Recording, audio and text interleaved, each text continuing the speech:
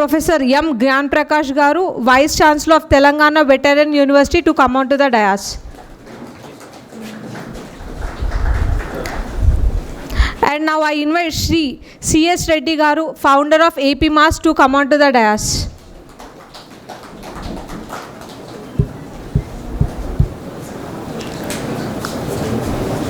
And now I invite Shri Chintala Venkat Reddy Garu, Padma Shri awardee and founder of CVR Soil Technique, to come on to the dais.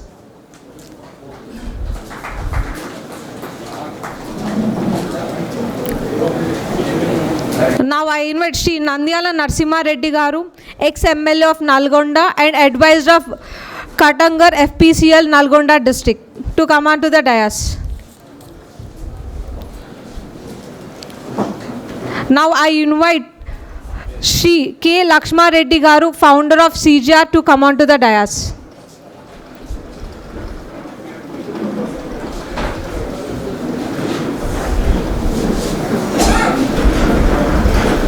Now I invite Srimati K. Leela Lakshma Reddy Garu, president of CGR, to come on to the dais.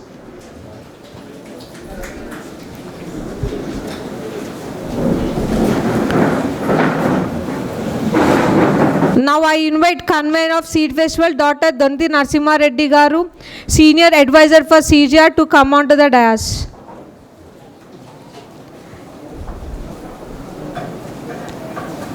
Now I invite Dilip Reddy Garu to take this session forward. Telangana రెండో వార్షిక విత్తన పండుగ 3 రోజుల ఉత్సవానికి విచ్చేసిన పెద్దలు, ఈనాటి కార్యక్రమానికి ముఖ్య అతిథి తెలంగాణ శాసన మండలి అధ్యక్షులైన పెద్దలు గుత్తా సుఖేందర్ రెడ్డి గారికి, వేదిక మీద ఉన్న పెద్దలు, వేదిక ముందున్న పెద్దలు పద్మారెడ్డి గారు, శ్యామ్ సుందర్ రెడ్డి గారు, గున్నా రాజేందర్ రెడ్డి గారు, అట్లా చాలామంది ప్రముఖులు ఇవాళ విచ్చేసి ఉన్నారు. అందరికీ హృదయపూర్వకమైన స్వాగతం. వ్యవసాయ ప్రధానమైన మన భారతదేశంలో రైతు ఎదుర్కొంటున్న అనేక సమస్యల్లో విత్తనం చేజారిపోవడం కూడా ఒక పెద్ద సమస్యనే. తరతరాల నుంచి సంప్రదాయబద్ధంగా వస్తున్న దేశీ విత్తనం ఒక ప్రత్యేకమైన పరిస్థితుల్లో సంకరానికి, జన్యు మార్పిడికి, రకరకాల విపరిణామాలకు కారణమై వ్యవసాయం సంకరమై, రసాయనీకృతమై చాలా సమస్యలు దానికి అనుబంధంగా ఉత్పన్నమైనవి. ఒక కాలంలో, ఒక పరిస్థితుల్లో అధిక ఆహార ఉత్పత్తి అవసరమైన సందర్భంలో అలవర్చుకున్న లక్షణాలు కాలక్రమంలో వ్యాపారమయమైన సందర్భంలో వచ్చిన అరిష్టాలను తొలగించుకోవడానికి మళ్ళీ దేశీయ విత్తనాలు, దేశీయ వంగడాలు, సాంప్రదాయిక వ్యవసాయ పద్ధతులు, ప్రకృతి వ్యవసాయం, వీటిని కాపాడుకోవాల్సిన, సంరక్షించుకోవాల్సిన అవసరం ఏర్పడింది. నేల సారాన్నే కాక మనిషి ఆరోగ్యాన్ని కూడా పరిరక్షించుకోవడానికి ఏ పద్ధతులు అవసరమో వాటిని ప్రమోట్ చేయడానికి గత సంవత్సరం council for green revolution, Bharat Beej Swaraj Manch అనే అఖిల భారత స్థాయిలో ఆపరేట్ చేస్తున్న సంస్థలు 2 ఉమ్మడిగా ఆలోచన చేసి విత్తన పండుగ ఇక్కడ ప్రారంభించడం జరిగింది. తెలంగాణలో మొదటి విత్తన పండుగనే అయినా ఈ పండుగకి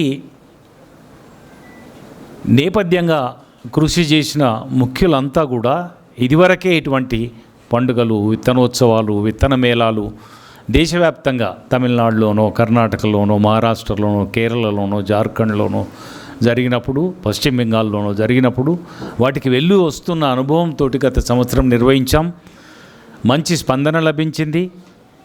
అక్కడికక్కడే కౌన్సిల్ ఫర్ గ్రీన్ రెవల్యూషన్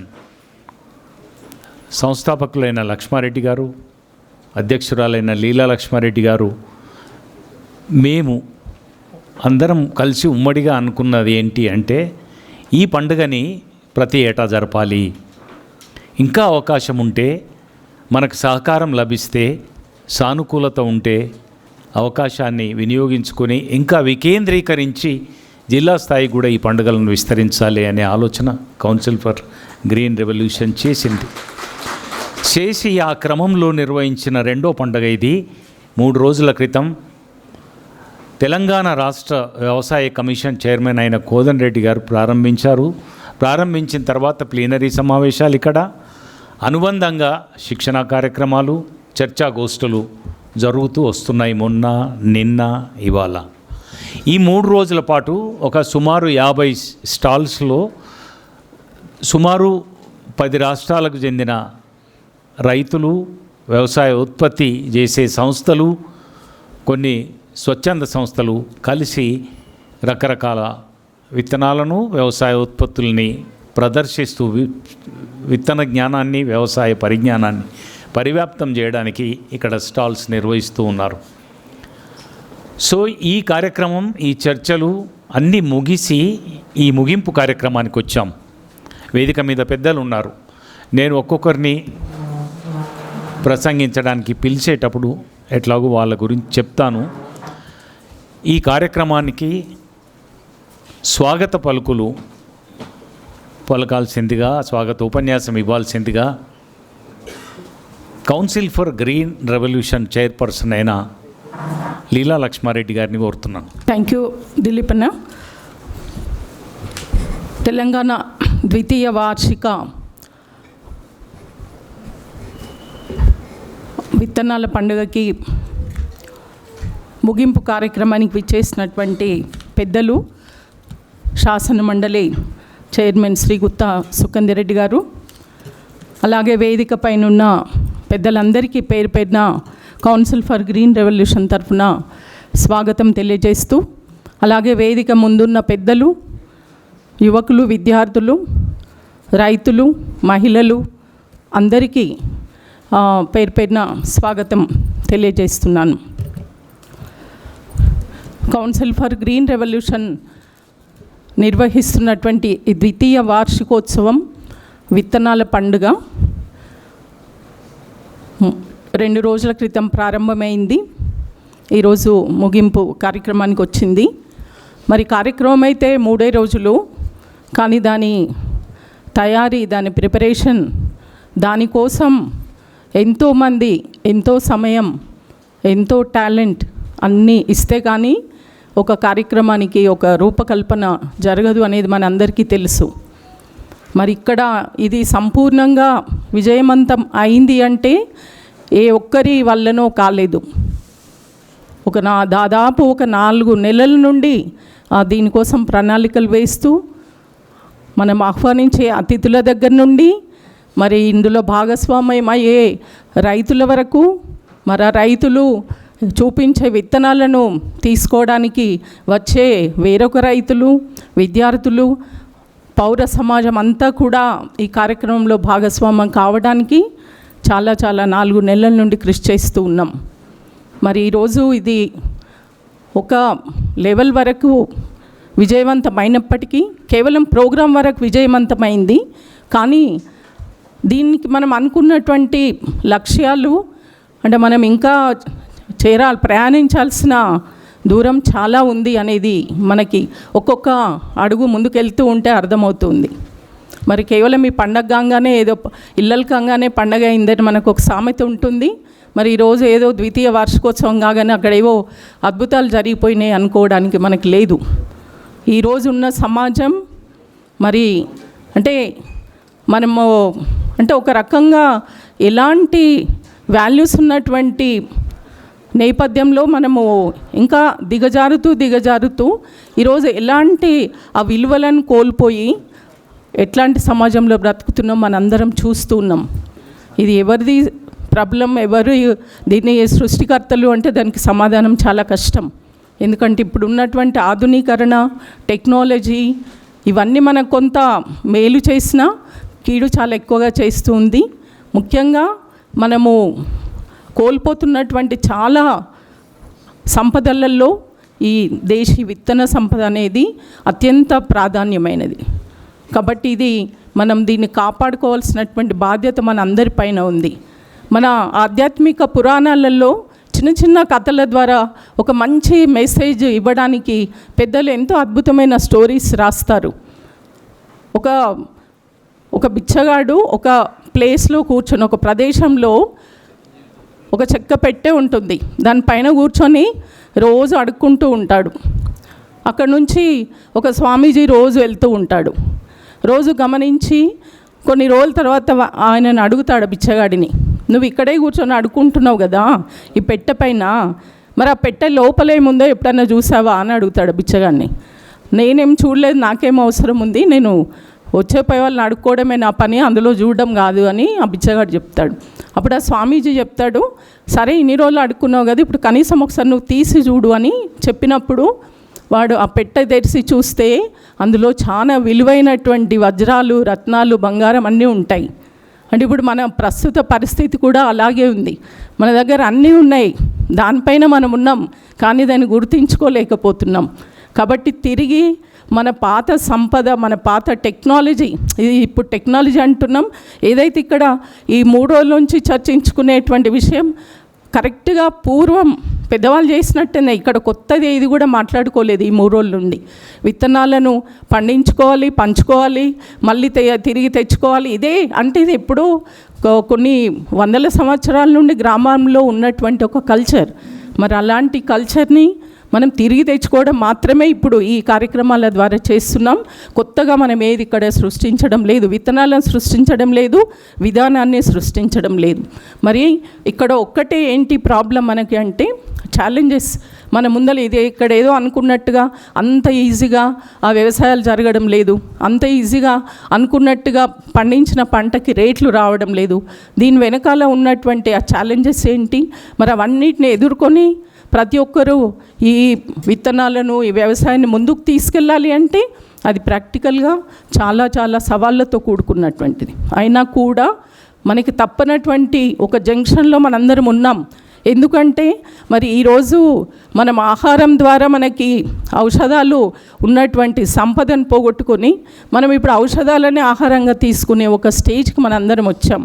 మరి ఇది ఇంకా ముందుకు కొనసాగేలాగా మనకు అనిపించడం లేదు. ఎందుకంటే మనం వింటున్న భయంకరమైన రోగాలు అనుకోండి, ప్రతి ఒక్కటి లేస్తే మనము అన్నీ ఉన్నా ఎంతో టెన్షన్తో ప్రతి ఒక్కరం బ్రతుకుతున్నాం. కాబట్టి ఇప్పుడు అందరు కూడా తిరిగి మన పాత వంటలు, పాత పంటలు అనే విధానంలో మళ్ళీ కొంచెం సమాజంలో మార్పు ప్రారంభమైంది. మరి ఆ మార్పును ఇంకా విస్తృతంగా తీసుకెళ్ళడానికి CGR గత 16 సంవత్సరాలుగా పర్యావరణం కోసం కృషి చేస్తూ, మరి వ్యవసాయాన్ని వదిలేసి పర్యావరణం గురించి మాట్లాడడంలో అర్థం లేదు. కాబట్టి పర్యావరణంలో వ్యవసాయం అనేది చాలా ముఖ్యమైన భాగం. దాన్ని మేము ఆ సబ్జెక్టును కూడా స్పృశించాలనే ఉద్దేశంతో లాస్ట్ ఇయర్ ఈ సంవత్సరం ఈ విత్తనాల పండుగ నిర్వహించుకుంటున్నాం. మరి దీంట్లో చాలామంది కేవలం రైతులు, ఆ సీడ్ సేవర్సే కాకుండా మా విశ్వవిద్యాలయాల నుండి విద్యార్థులు వచ్చారు, ప్రొఫెసర్స్ వచ్చారు, చాలామంది రాజకీయవేత్తలు వచ్చారు, న్యాయవాదులు వచ్చారు. ఇలా రకరకాల వాళ్ళు మనకి ఈ కార్యక్రమానికి రావడం జరిగింది. వారి యొక్క భిన్న అభిప్రాయాలను మనకు తెలియజేయడం జరిగింది. పద్మశ్రీ అవార్డు గ్రహీత కూడా ఇక్కడికి రావడం జరిగింది. మరి వారు ఇచ్చినటువంటి అన్ని సలహాలు, సూచనలను మేము పరిగణలోకి తీసుకుంటూ మరి మా యొక్క కమిటీ ఏదైతే ఉందో అందరము అతి త్వరలో కూర్చొని ఇక్కడ మనకు వచ్చినటువంటి ఏవైతే సలహాలు, సూచనలు ఉన్నాయో వాటితో ఒక మంచి నివేదికను తయారు చేసి కేంద్ర ప్రభుత్వం, రాష్ట్ర ప్రభుత్వం, విశ్వవిద్యాలయాలకి, పౌర సమాజానికి ఆ నివేదికను అందిస్తుంది CGR అనేది మీ అందరికీ నేను తెలియజేస్తున్నాను. మేము కర్టన్ రైజర్ ప్రోగ్రాం పెట్టినప్పుడు పెద్దలు ఇంతకుముందు అగ్రికల్చర్ మినిస్టర్గా ఉన్నటువంటి రఘువీరారెడ్డి గారు రావడం జరిగింది. వారు ఒక మంచి సూచన చేశారు. మరి మామూలుగా వ్యవసాయం చేస్తూ ఉన్నారు, ఆర్గానిక్ అది ఇది, వాళ్ళు ఎంతో కష్టపడుతున్నారు, కానీ దానికి ప్రతిఫలం అనేది అంతగా లేదు. కాబట్టి ఎవరైతే ఈ దేశీ విత్తనాలతో ప్రకృతి విధానంలో వ్యవసాయం చేస్తారో వాళ్ళకి ఒక మినిమం సపోర్ట్ ప్రైస్ ఎక్కువగా ఉండాలి అనేది వారు సపోర్ట్ చేయడం జరిగింది. అలాగే కోదండరెడ్డి గారు మనకి ఫార్మర్ కమిషన్ చైర్మన్గా ఉన్నారు. వారు ఏం చెప్పారు అంటే విత్తనం యొక్క దాని ఆధిపత్యం రైతు దగ్గరే ఉండాలి, కార్పొరేట్స్ అండ్ కంపెనీల దగ్గర ఉండకూడదు. అప్పుడు మాత్రమే మన వ్యవసాయం బాగుంటుందని వారి యొక్క అభిప్రాయం తెలియజేశారు. ఈ రెండు నేను కేవలం ఉదాహరణకు చెప్పాను. ఇట్లా ప్రతి ఒక్కరూ ఎన్నో సలహాలు ఇచ్చారు. మరి అవన్నీ కూడా మేము పరిగణలోకి తీసుకొని మరి ఇవన్నిటి ద్వారా ఒక నివేదికను తయారు చేసి మళ్ళీ తృతీయ విత్తన పండుగకు ఒక అద్భుతమైనటువంటి ప్రణాళికతో, అంటే ఈ అనుకున్న విషయాలలో మనం ఏం సాధించాము, ఇంకా ఏం సాధించాలి అని ఒక విషయంతో మీ అందరి దగ్గరికి మళ్ళీ తృతీయ విత్తన పండుగకి మేము వస్తామని తెలియజేస్తూ, అలాగే ఒక స్వచ్ఛంద సంస్థగా మేము చేయగలిగిన పరిధి మాకు ఉంటుంది. ఆ పరిధిలో మేము చేయటానికి ప్రయత్నిస్తూ ఉన్నాము. ఇంకా ఎవరైనా అంటే దీనికంటే బెటర్గా ఇప్పుడు మేము చేసే విధానాల కంటే మంచి ఆలోచన కానివ్వండి, మంచి ఆచరణ కానీ ఉంటే మీరు తప్పనిసరిగా మాకు తెలియజేయవచ్చు. మేము దాన్ని పరిగణలోకి తీసుకొని ఈ కార్యక్రమాలలో ఇంకా అద్భుతంగా ప్రణాళికాబద్ధంగా చేయడానికి ప్రయత్నం చేస్తామని తెలియజేస్తూ, మరి ఈ కార్యక్రమాన్ని అంటే మాకు ఒక ఐడియా ఇచ్చి ముందుండి నడిపిస్తున్న నర్సన్నకి మరొకసారి నేను ధన్యవాదాలు తెలియజేస్తూ, అలాగే దిలీప్ రెడ్డి గారికి, మిగతా పెద్దలందరికీ ధన్యవాదాలు తెలియజేస్తున్నాను. ఈ కార్యక్రమానికి విచ్చేసిన వివిధ రాష్ట్రాల నుంచి వచ్చిన స్టాల్స్ వాళ్ళందరికీ ఈ సభాముఖంగా నేను ధన్యవాదాలు తెలియజేస్తున్నాను. మరి నాకు ఈ అవకాశం ఇచ్చినందుకు ధన్యవాదాలు. లీలా లక్ష్మారెడ్డి గారు, మీరు అన్నట్టుగా ఇది అయిపోయిన వెంటనే ఒక సమాలోచన జరిపి నివేదికలు తయారు చేసి ఎవరెవరిని ఏమేమి ప్రతిపాదనలు చేయాలి, ఎవరిని ఏమేమి ఆశించాలి, అడగాలి, కోరాలి, అవన్నీ తదుపరి కొనసాగుతాయి. అయితే ఇవన్నీ రూపకల్పన చేయడానికి ముందు ఏ ఉద్దేశాలు, ఏ లక్ష్యాలతోటి ఈ విత్తన పండుగని ఏర్పాటు చేసి ఈ రెండో వార్షిక విత్తన పండుగ ముగింపు కార్యక్రమాన్ని నిర్వహించుకుంటున్నామో ఆ ఉద్దేశాలు, లక్ష్యాలు వివరించాల్సిందిగా ఈ విత్తన పండుగ కన్వీనియర్ పెద్దలు విధాన విశ్లేషకులైనటువంటి దొంతి నరసింహారెడ్డి గారిని మాట్లాడాల్సిందిగా కోరుతున్నాను. ఈ విత్తన పండుగ యొక్క లక్ష్యాలు లీలా లక్ష్మారెడ్డి గారు చక్కగా వివరించారు. అయితే నేను కొన్ని విషయాలు అదనంగా, మనకిప్పుడు రెండు విత్తన వ్యవస్థల మధ్య ఒక సంఘర్షణ జరుగుతుంది. మనం 3 రోజుల నుంచి చర్చించుకుంటున్న క్రమంలో విత్తనాల గురించి, విత్తనాల ప్రాముఖ్యత గురించి, దేశీ విత్తనాల వలన వచ్చే పరిష్కారాల గురించి చాలా చర్చించాము. అనేక మంది రైతులు దేశవ్యాప్తంగా ఈ దేశీ విత్తనాలను తమ విత్తనాలుగా భావించి ప్రకృతి వ్యవసాయం చేస్తున్నారు, దిగుబడులు కూడా సాధిస్తున్నారు. ఈనాడు మనకు ఉన్న ఆధునిక వ్యవసాయం కానీ, హరిత విప్లవం కానీ దీనికి ధీటుగా, దీనికంటే ఎక్కువగా దిగుబడులు సాధిస్తున్న రైతులు అనేక మంది ఉన్నారు. అది దేశీ విత్తనాల ద్వారా. అయితే ఇక్కడ మనకు ఎప్పుడైతే 1965లో హైబ్రిడ్ సంకర విత్తనాల వ్యవస్థ మొదలైందో, సరే దానికి ఉన్న అప్పటి లక్ష్యము మనం చేరుకున్నాము, ఆహార ధాన్యాల ఉత్పత్తి. కానీ తర్వాత దానివలన సంక్షోభాలు పెరిగిన పరిస్థితి చూస్తున్నాం. అయితే ఈరోజు ప్రపంచవ్యాప్తంగా మన భారతదేశంలోనే కాక రైతు సంక్షోభంలో ఉండడానికి అటు ఆర్థిక కారణాలు, ఇటు మనకు పర్యావరణ కారణాలు, నేల సారం తగ్గిపోవడం, ఇట్లా అనేక కారణాలు ఉన్నాయి. వీటితో పాటు విత్తనాల యొక్క పాత్ర కూడా ఇందులో స్పష్టంగా కనపడుతుంది. అందులో హైబ్రిడ్ విత్తన వ్యవస్థ ఏదైతే ప్రభుత్వాలు ప్రోత్సహిస్తున్నాయో ప్రపంచవ్యాప్తంగా, దీని వెనకాలన్న వ్యాపార ప్రయోజనాలు, రాజకీయ ప్రయోజనాలతో కూడిన ఒక వ్యవస్థ అయితే, దేశీ ప్రయోజనాలు, పర్యావరణంతో కూడిన ఆరోగ్య సంరక్షణ ఇచ్చే దేశీ విత్తనాల వ్యవస్థ, ఈ రెండు విత్తన వ్యవస్థల మధ్య సంఘర్షణ జరుగుతుంది. అది కేవలం మన భారతదేశంలోనే కాదు, ప్రపంచవ్యాప్తంగా జరుగుతుంది. మన దగ్గర ఇంకా మనం ఒక 2 అడుగులు ముందున్నాము. ఈ వ్యవస్థ, ఈ సంఘర్షణలో భాగంగానే అనేక రాజకీయ అంశాలు కూడా ముందుకొస్తున్నాయి. ప్రభుత్వ విధానాల మీద కూడా ఒక ఆలోచన మార్చే ప్రక్రియ కూడా ఈ దేశీ విత్తనాల పండుగ ద్వారా దేశవ్యాప్తంగా మేము నిర్వహిస్తున్నాం. మన భారత్ బీజ్ స్వరాజ్ మంచ్ తరఫున అనేక రాష్ట్రాల్లో విత్తనాల పండుగ జరుపుకుంటున్నాము. తద్వారా రైతుల యొక్క క్షమత, అంటే వాళ్ళ యొక్క కెపాసిటీ పెంచుతూ, సామర్థ్యం పెంచుతూ, వాళ్ళు ఈ హైబ్రిడ్ విత్తనాల కార్పొరేట్ ప్రయోజనాలతో కూడిన విత్తన వ్యవస్థను ఈరోజు సవాల్ చేస్తున్నారు. ఆ సవాలు సందర్భంగా మనకు అనేక రకాల కార్యక్రమాలు జరుగుతున్నాయి. ఇది కూడా అందులో భాగంగానే మనం చేస్తున్నాం. ఇది కేవలం ఇదేదో ఒక ఏది రాజకీయ కోణం కాదు, కానీ ఇందులో రాజకీయ కోణాలు కూడా ఉన్నాయి. అందుకే మనం ప్రతిసారి కూడా మనకు వ్యవసాయ శాఖ మంత్రులు కానీ, విధాన నిర్ణేతలు కానీ, వాళ్ళని కూడా ఇందులో భాగస్వాములను చేస్తున్నాం. శాస్త్రవేత్తలు, వ్యవసాయ శాస్త్రవేత్తలు చాలామంది మనతో పాటు ఉన్నారు ఇందులో. వీళ్ళందరూ కలగలిపి మనకొక పరిష్కారం చూపించే దేశీ విత్తన వ్యవస్థ ద్వారా మన ప్రకృతి వ్యవసాయమే మనకు పరిష్కారము. ఆ దిశగా కేంద్ర రాష్ట్ర ప్రభుత్వాలని కూడా మనం ముందుకు తీసుకెళ్లాల్సిన అవసరం ఉంది. ఆ దిశగా మన అందరం ప్రయత్నం చేద్దాం. సో ఈ విత్తన పండుగ కూడా ప్రతి ఏడు నిర్వహిస్తున్నప్పుడు ఇదే లక్ష్యంతో మనము ముందుకు వెళ్తున్నాము. నాకు ఈ అవకాశం ఇచ్చినందుకు ధన్యవాదాలు. ప్రొఫెసర్ దొంతి నరసింహారెడ్డి గారు, మీరు చెప్పినట్టు ఏ 2 వైరుధ్యమైన భావాల మధ్య సంఘర్షణ ఉందో, ఆ సంఘర్షణలో మన సాంప్రదాయిక దేశీయ విత్తనాలతోటి సాగించే పోరాటం, తద్వారా భూసారాన్ని, మనుషులందరి ఆరోగ్యాన్ని పరిరక్షించుకునే ఉద్యమంలో మనం విజయవంతం అవుదామని కోరుకుందాం. పెద్దలు ఏపీ మాస్ ఫౌండర్ అయినటువంటి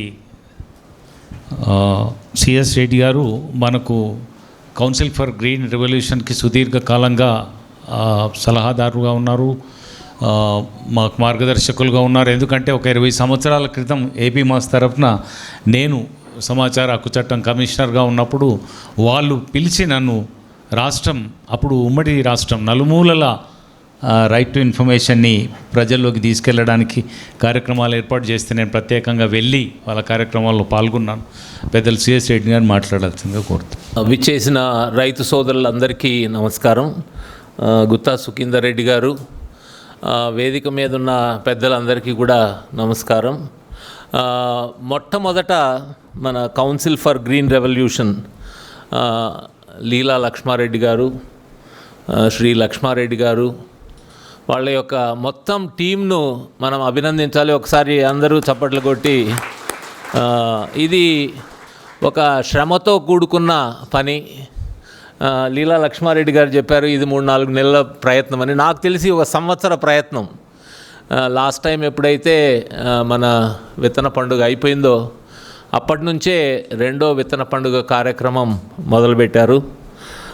ఈరోజు గుత్తా సుఖీందర్ రెడ్డి గారు రావడం సంతోషకరం. ఎందుకంటే ఇలాంటి కార్యక్రమాల్లో ప్రభుత్వ ప్రతినిధులు ఉండడం చాలా ముఖ్యం.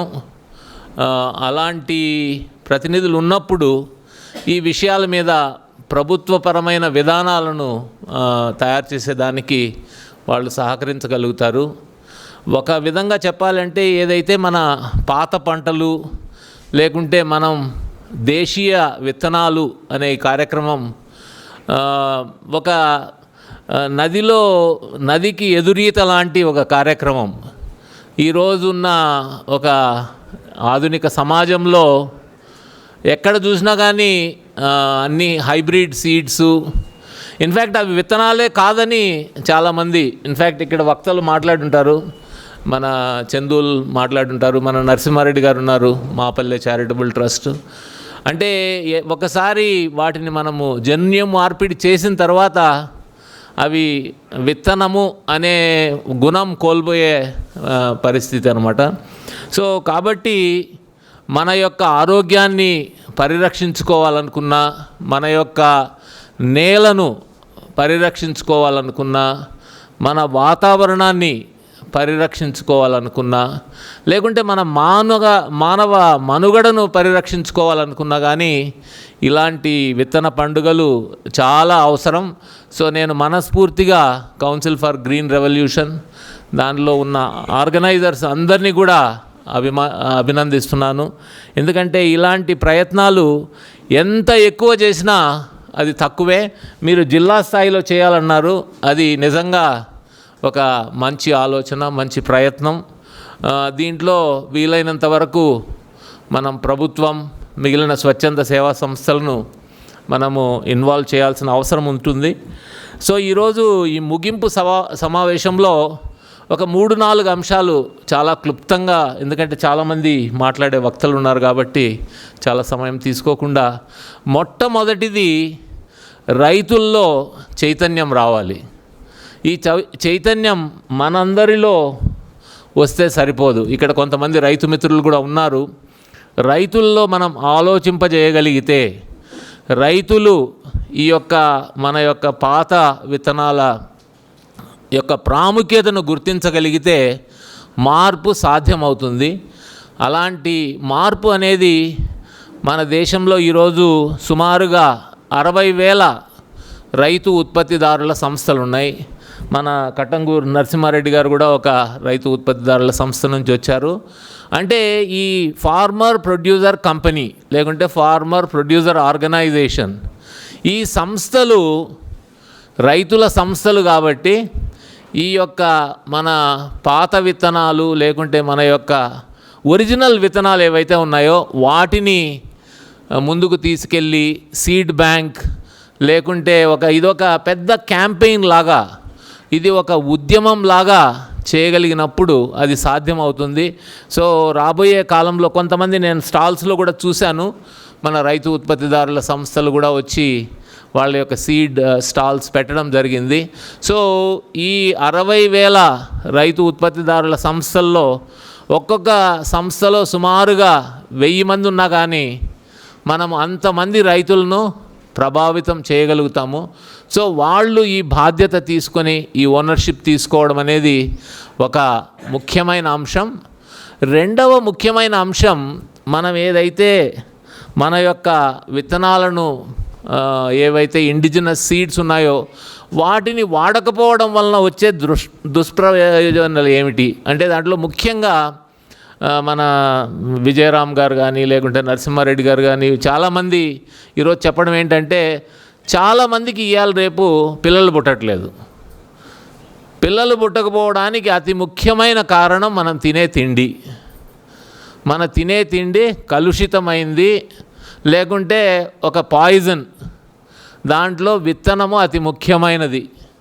కాబట్టి మనము మన ఆరోగ్యం బాగుపడాలి, లేకుంటే మన ప్రపంచం యొక్క మనుగడ సాగాలి అంటే ఈ యొక్క విత్తన మార్పు జరగాలి. మనము మన పాత విత్తనాలకు వెళ్ళాల్సిన అవసరం ఉంటుంది. సో ఈ రైతు ఉత్పత్తిదారుల సంస్థ ఇప్పుడే ఐ థింక్ నరసింహారెడ్డి గారు ఇప్పుడు 15th ఇప్పుడు ప్రభుత్వం కూడా కొత్త సీడ్ బిల్ అని తీసుకొచ్చారు. అంటే ఎప్పుడైనా కానీ మీరు సీడ్ బిల్ అనేది కానీ ఏదైనా ప్రభుత్వం చేసే ప్రయత్నం చూస్తే అది ఎక్కువ ప్రైవేట్ కంపెనీల యొక్క మార్గదర్శకంలో కానీ లేకుంటే వాళ్ళ ప్రోద్బలంతో కానీ ఇలాంటి ఒక ప్రయత్నం జరుగుతుంది. సో మనలాగా ఏదైతే మన ఇండిజినస్ సీడ్స్ను మనం ప్రమోట్ చేయాలనుకుంటున్నామో అలాంటి ప్రయత్నాలకు కావలసినంత ఆదరవ కానీ లేకుంటే సపోర్ట్ కానీ మనకు దొరకదు. కాబట్టి ఎలా దాన్ని తీసుకురావడానికి మనం ప్రయత్నం చేయాలి, రైతులు ఎలా ఉద్యమించగలుగుతారు, రైతు ఉత్పత్తిదారుల సంస్థలు ఎలా ఉద్యమించగలుగుతారు, ప్రభుత్వంలో ముఖ్యంగా ఎమ్మెల్యేలలో కానీ ఎంపీలలో కానీ ఇలాంటి సెన్సిటైజేషన్ మనం ఎలా తీసుకురాగలుగుతాము? ఇది రెండో ముఖ్యమైన అంశం. మూడవ ముఖ్యమైన అంశం, చాలామందిలో ఒక అపోహ ఉంది. మనము మన యొక్క ఒరిజినల్ సీడ్ సిస్టమ్ ఏదైతే ఉందో దాన్ని వాడితే, లేకుంటే మన పాత విత్తనాలను మనం వాడితే మనకు పంట దిగుబడి తగ్గిపోతుంది అనే ఒక అపోహ ఉంది. ఆ అపోహను కూడా తొలగించాల్సిన అవసరం ఉంది. ఆ విత్తనాలు వాడడం వలన భూమికి మేలు, మన ఆరోగ్యానికి మేలు, మన రాబోయే భావితరాలకు కూడా మేలు అనే ఒక అవగాహన కల్పించాల్సి ఉంటుంది. మనం ఏదైతే ప్రైవేట్ సీడ్ కంపెనీలు ఉన్నాయో, సింజెంటా ఇట్లాంటి కంపెనీలు, వాళ్ళతో పోటీ పడడం ఆల్మోస్ట్ ఇంపాసిబుల్. సో అలా చేయలేనప్పుడు ప్రత్యామ్నాయ మార్గాలు ఏమిటి? మనం ఏదైనా సీడ్ బ్యాంక్స్ పెట్టుకోవచ్చా? ప్రతి గ్రామంలో కూడా ఒక సీడ్ సిస్టమ్ను మనం డెవలప్ చేయొచ్చా? లేకుంటే ఈ ఆల్టర్నేట్ సీడ్ సిస్టము, దీనితో పాటు ప్రకృతి వ్యవసాయం, ఈ రెండు కూడా అనుసంధానం చేసుకొని, ఇప్పుడు అది కూడా భారత ప్రభుత్వం ఒక ఉద్యమంలాగా దాన్ని గుర్తిస్తోంది. మనము ప్రకృతి వ్యవసాయం చేయాలంటే విత్తనం ముఖ్యం. ఆ విత్తనాన్ని మనము మన పాత పంటల విత్తనాలను మనము సేకరించి వాటిని సంరక్షించి వాటిని వాడుకోగలిగితేనే మనము ముందుకెళ్ళగలుగుతాము. అంటే విత్తనం లేనిదే ప్రకృతి వ్యవసాయం లేదు అనే విషయాన్ని మనము గట్టిగా కమ్యూనికేట్ చేయాల్సిన అవసరం ఉంటుంది. పాలసీ మేకర్స్కి కానీ, ప్రాక్టీషనర్స్కి కానీ, రైతులకు కానీ. బికాజ్ రైతుల్లో ఒక్కొక్కసారి ఎట్లుంటుందంటే, నాకు 40 బస్తాలు ఎకరాకు పండితే చాలు, కాబట్టి అలాంటి వరినే నేను వాడతాను, లేకుంటే నాకు పంట 90 రోజుల్లో రావాలి, అలాంటివే నేను చేస్తాను. ఇప్పుడు ఈరోజు మనం క్రాప్ డైవర్సిటీ గురించి మాట్లాడుతున్నాం. చాలా వేరు పంటలు వేయాలని చాలామంది రైతులు రకరకాల పంటలు వేయడానికి సిద్ధంగా లేరు. మన తెలంగాణ రాష్ట్రంలో సుఖేందర్ రెడ్డి గారు అందరూ వరి ఒకే ఒక పంట పండిస్తారు. ఎందుకు? మనము ఒక మినిమం సపోర్ట్ ప్రైస్ ఇవ్వడం జరుగుతుంది, లేకుంటే సన్న బియ్యం అంటే ఇంకొక 500 రూపాయల బోనస్ ఇవ్వడం జరుగుతుంది. సో ప్రభుత్వ విధానాల్లో మార్పు వచ్చినప్పుడే మనము ఈ ఇండిజినస్ సీడ్స్ను, లేకుంటే మన సాంప్రదాయ విత్తనాలను మనం ప్రమోట్ చేయగలుగుతాము. సో ఈ యొక్క దశలో, ఈ యొక్క ప్రయత్నంలో కౌన్సిల్ ఫర్ గ్రీన్ రెవల్యూషన్ చేస్తున్న ఈ యొక్క కార్యక్రమాన్ని అభినందిస్తూ ఏపీ మాస్ సంస్థ, లేకుంటే స్వచ్ఛంద సంస్థలన్నీ కూడా మన సిజిఆర్ సంస్థతో, కౌన్సిల్ ఫర్ గ్రీన్ రెవల్యూషన్తో భాగస్వాములుగా ఉండి దీన్ని ఒక ఉద్యమ రూపంలో, మన కనీసం 2 తెలుగు రాష్ట్రాల్లో దీన్ని మనం ఉద్యమం రూపంలో ముందుకు తీసుకెళ్ళగలిగితే అద్భుతంగా ఉంటుందని మరొక్కసారి ఆర్గనైజర్స్ని అందరినీ అభినందిస్తూ సెలవు తీసుకుంటున్నాను. Thank you very much. మీరు చెప్పినట్టుగానే మేము చాలామంది సహకారం, ప్రభుత్వ రంగంలో, ప్రైవేట్ రంగంలో, పౌర సమాజంలో ఉన్న దాదాపు 20 సంస్థల సహకారంతో మేము ఎన్క్రెడిట్స్ కూడా మా ఇన్విటేషన్లో 20 సంస్థలని పేర్కొన్నాం. వాళ్ళని కలుపుకొనే వెళ్తున్నాము. అట్లా మాకు సహకరించిన వాళ్ళల్లో ప్రత్యక్ష వాళ్ళ స్వీయ అనుభవాలని, మీరు అన్నట్టుగానే ఒక నమ్మకాన్ని కలిగించడం కోసం రైతులకి, మేము పండించినాం, దీనివల్ల ఈ ప్రయోజనాలు ఉన్నాయి, ఈ ఆరోగ్య లక్షణాలు ఉన్నాయి, ఈ ఔషధ లక్షణాలు ఉన్నాయి, మా దగ్గర పండుతుంది అని తీసుకొచ్చి మేము ఎగ్జిబిట్స్ కూడా పెట్టినాం అని చూపించే విధంగా కూడా వాళ్ళతోటి ఇప్పుడు మొన్నటి సెషన్స్లలో అంజిరెడ్డి గారు మాట్లాడినారు. అట్లాగే అమేయ అగ్రికల్చర్ సెంటర్ నుంచి ఇగో శ్యామసుందర్ రెడ్డి గారు భాగమైనారు, మాపల్లె నరసింహారెడ్డి గారు భాగమైనారు. అట్లా చాలామంది ఇప్పుడు ప్రత్యేక అతిథిగా వచ్చినటువంటి తెలంగాణ డెవలప్మెంట్ ఫోరం రాజేశ్వర్ రెడ్డి గారు కానీ, పంకజ్ రెడ్డి గారు కానీ, వీళ్ళందరూ కూడా మా కార్యక్రమంలో భాగమైనారు. ఇంకా దాన్ని విస్తృతం చేసి ఇంకా వేదికను విశాలం చేస్తాం. యూనివర్సిటీల వైస్ ఛాన్సలర్లను కూడా మేము ఒక 60 మంది university vice chancellor, Palamuru vice chancellor వచ్చి వెళ్ళారు. అగ్రికల్చర్ యూనివర్సిటీ వైస్ ఛాన్సలర్ రాలేకపోయానని చెప్పారు. హార్టికల్చర్ యూనివర్సిటీ వైస్ ఛాన్సలర్ స్వయంగా రాజిరెడ్డి గారు వచ్చి ఇక్కడ సందేశం ఇచ్చి వాళ్ళ అనుభవాల్ని పంచుకొని వెళ్ళారు. ఇంకొక వైస్ ఛాన్సలర్ మన పశుసంవర్ధక విశ్వవిద్యాలయం ఇక్కడ ఉన్నారు, జ్ఞాన్ ప్రకాష్ గారు, మాట్లాడాల్సిందిగా నేను ప్రొఫెసర్ జ్ఞాన్ ప్రకాష్ గారిని కోరుతున్నాను. గౌరవనీయులు శ్రీ గుత్తా సుఖేందర్ రెడ్డి గారు, ఇతర పెద్దలు, వేదికను అలంకరించినటువంటి మరియు నాతోటి